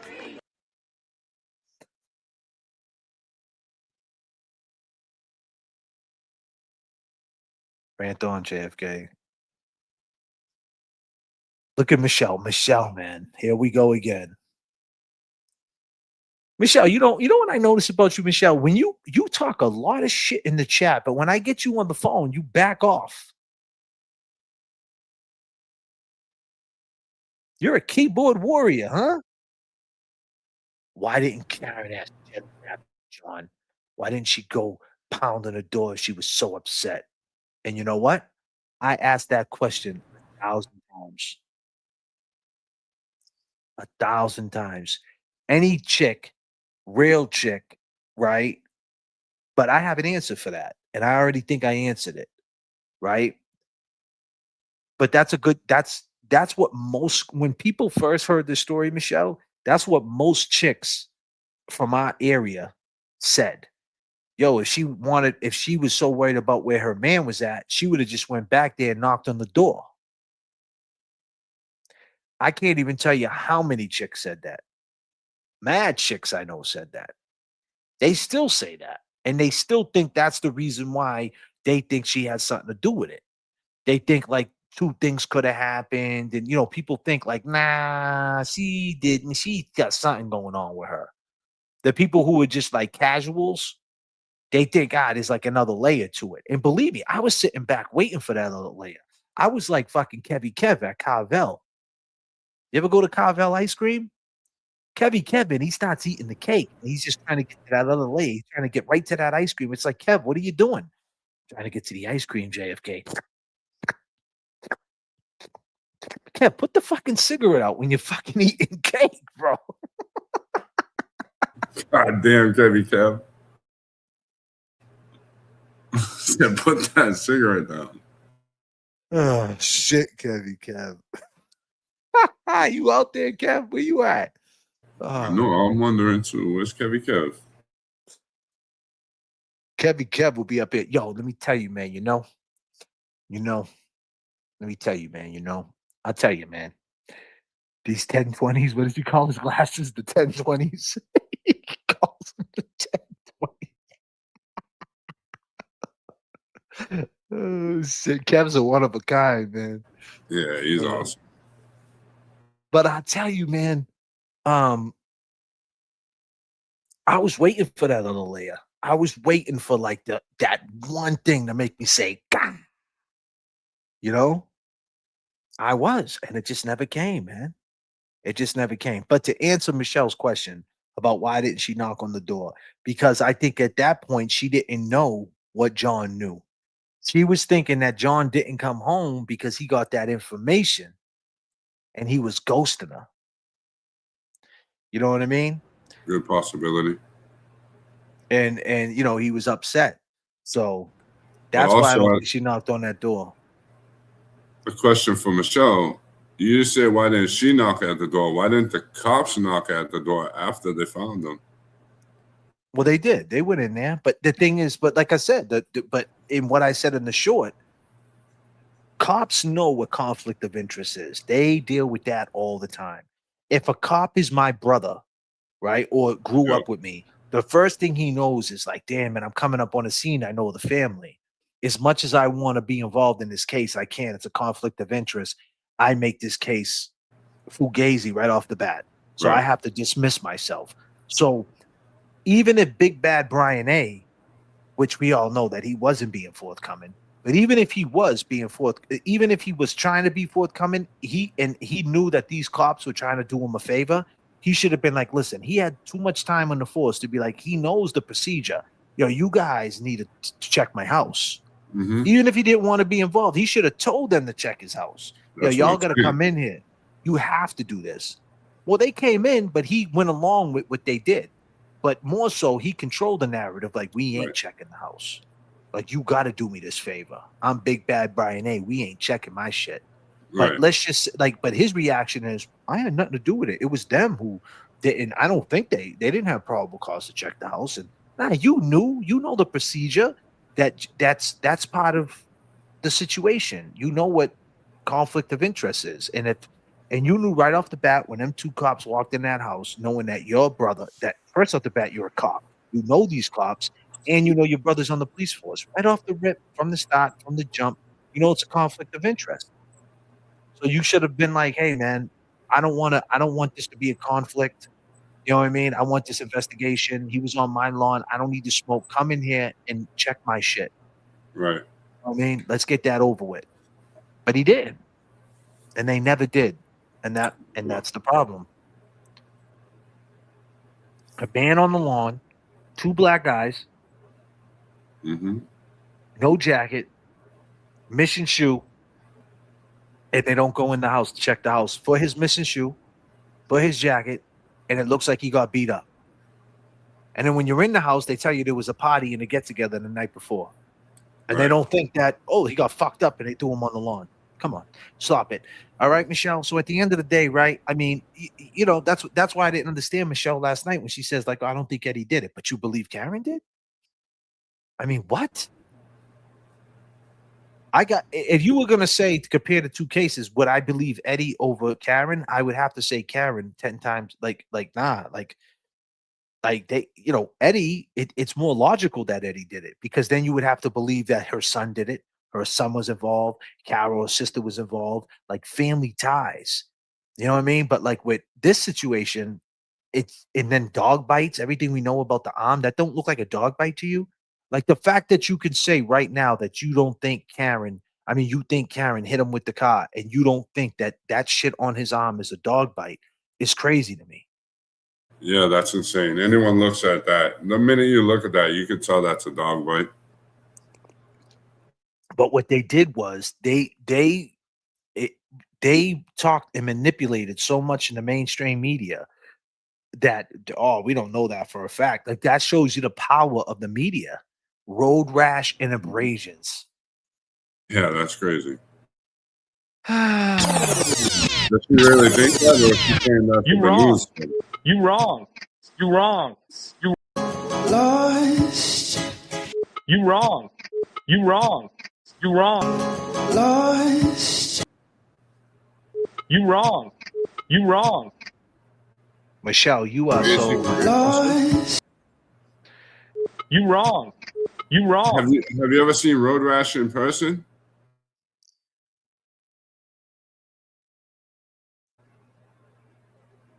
Because I've had road rash on my leg and it looks nothing like that. Let's do it. Let's do it. Since Michelle's here, like I said, when Michelle gets on the phone, she's different than when she in the chat. She's bold as shit in the chat. And when you get her on the phone, she's like, "Yeah, I want the truth. I don't know." No, but in the chat, it's like, "No, fuck that. She did it," and which is cool. But it's like, damn, Michelle, for real. I mean, I ain't trying to convince you. I just want to know why you against Karen. Like Karen, I feel like it's more you want Karen to do it, like that did it, but yet you can't believe this FBI agent who just told you, a cop told you, like, yo, this, like, that's not what another cop is telling you, that's not the way cops work. Right. Like lawyering up, handing you evidence, like that's not the way this goes. Like that's suspicious. Like I don't know how much more we need to tell. Like, is it that hard to believe he got in a fight and they planted it on the girl? What's so hard about that? But we want to believe that it's not that hard to believe that someone planted it on the boy, the 15-year-old boy, right? I mean, these cases are parallel. Blame it on the girl, blame it on similar. the Everything similar, is right? very similar. Riley, Morrissey, CPAC,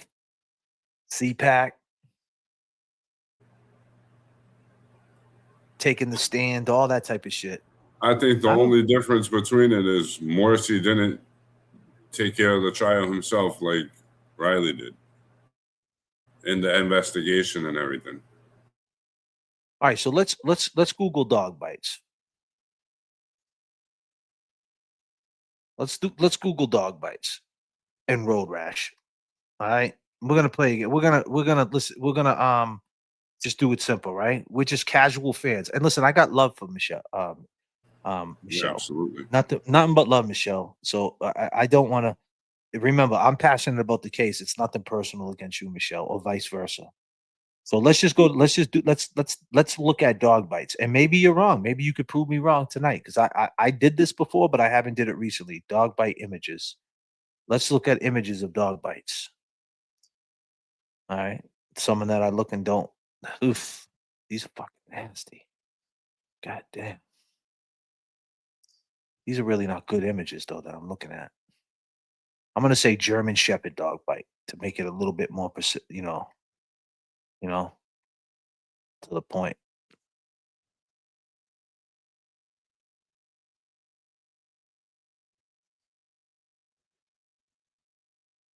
They really don't got some good images here, though, on my shit anyway. I just see like dogs biting an arm and shit. Stupid. View image. Oof. God damn. This shit is nasty, bro. Oh, man. Do not get bit by a German Shepherd. I'll tell you that. God damn. You still there? I'm here. Yeah, I'm looking at the pictures. You guys can't see what I'm looking at. They really don't have a lot of pictures. What I'm looking at. It's weird. Someone posted a picture in the Karen Reed website, or the Karen Reed page, and I was like, wow, that looks the same. Dog bites on arm. I don't know. Yeah. I mean, I seen them throughout the years. But what I'm looking at through Google, they really don't have any good pictures. They just really, well, I got some right here, I guess.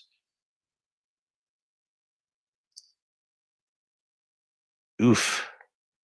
Some of this shit is nasty business, bro. Yeah, it is.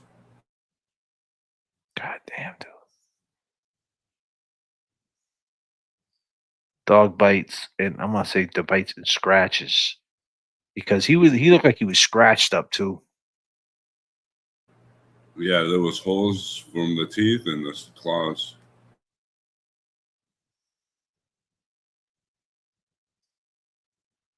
I don't know. I'm not really getting good ones, man. Here, I'm getting like nothing on the same like I'm getting like stuff on the leg, like little bites. Nothing that's like, nah, I ain't getting anything good to compare. Someone sent me something. I'll post it. I don't know. Maybe it's I'll just go all maybe. For some reason, I'm not getting any good pictures. They suck. Like they just more. I'm getting like more pictures of dogs and stuff. Yeah, dogs biting, not Yeah. the actual dog bite.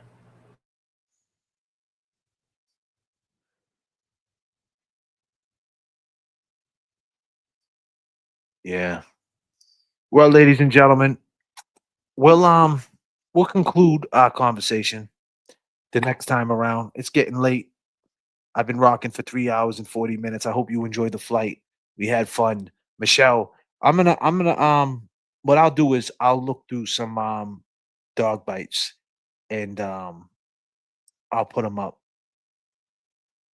and we'll do it. We'll compare them and road rash and we'll make a little segment out of it. And but on the fly right now, I'm not finding anything that's that makes any sense. But yeah, with that being said, I go by the name of J.F.K. I go by Jay Brillon.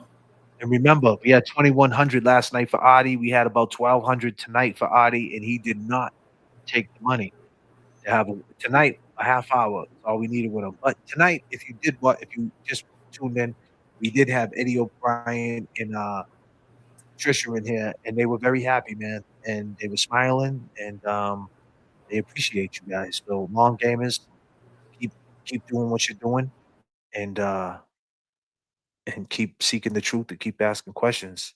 And we'll see you next stream. Peace and love, people. Stay safe, JFK. All right, my brother. Peace. Long gamers.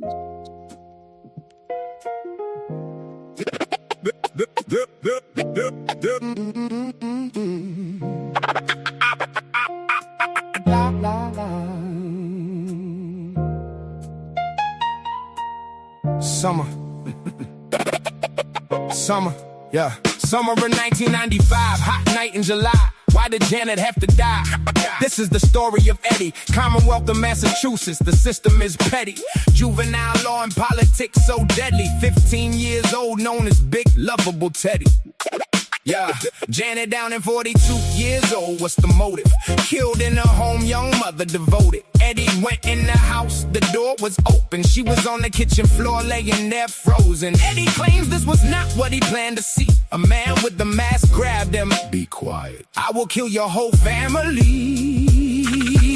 Eddie left the house, ran up the street, around the corner, washed up in the bathroom at Burger King. Janet was stabbed multiple times. Rest in peace. It was a gruesome murder scene. I agree. Eddie went to his work, said he got jumped, but never said a thing. What? About Janet lying there lifeless. His friend's mother from across the street. She was in the house. But Janet had a brother-in-law she kicked out for selling drugs. Said if anything ever happened to her, it's him you bring up. The night of the murder, he showed up, was acting suspicious in the front yard. Gina in Virginia says he was looking for his keys. It was humid and muggy, but he was showered and neat. He was a cab driver looking for his key. Looking for a key to one of the cabs in the fleet. Yes. How did he know something happened on that street? Eddie says he is innocent, and the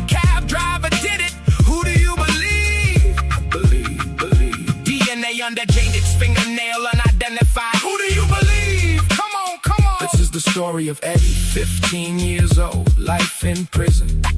This the story of Janet, life taken and stolen for no reason. It was the summer, July of 1995. Do you remember? 30 years ago, why she have to die? 15 years old, locked in a cage, a murder that he always denied. La, la, la, la. Woo! Let's go. Summer of 95. La, la, la. Life goes by. Welcome to the stream. Long gamers, peace and love. La, la, la, la. La, la, la. Let's take them back.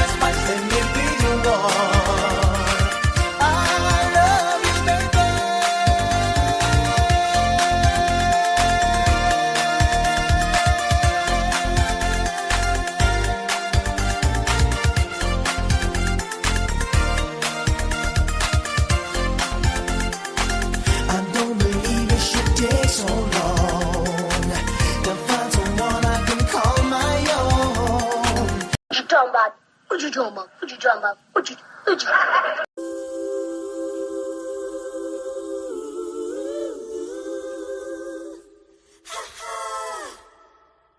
Steady, are you ready? What's going on? Steady, are you ready? Are you ready? What's going on? What's going on? Cold, fresh air. Feel the melody that's in the air. I'm down, take a look around. What's going down? However do you want me? However do you need me? However do you want me? However do you need me? However do you want me? However do you need me? However do you want me? However do you need me? Steady, are you ready? Are you ready? What's going on? Steady, are you ready? Are you ready? What's going on? Tell me what's going on. Cold, fresh air. Feel the melody that's in the air. Oh yeah. I'm down, take a look around. Oh, it's so now. However do you want me? However do you need me? However do you want me? However do you need me?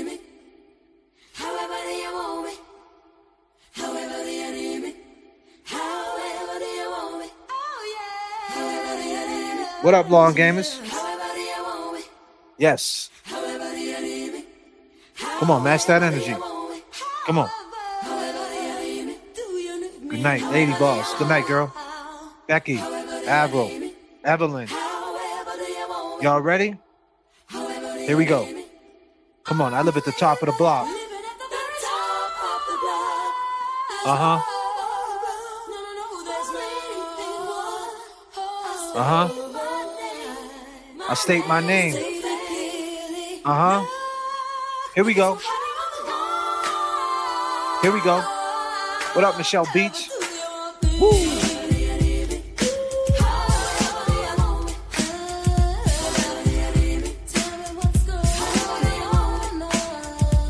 However do you want me? However do you need me? J.F.K's here for you. Come on. You're rocking out. Appreciate everyone. Thank you for tuning in. I really appreciate every last one of y'all. And I'll see y'all next flight. Peace and love. Love. Love. It's all love. Love, love, love. Come on. I'll see y'all.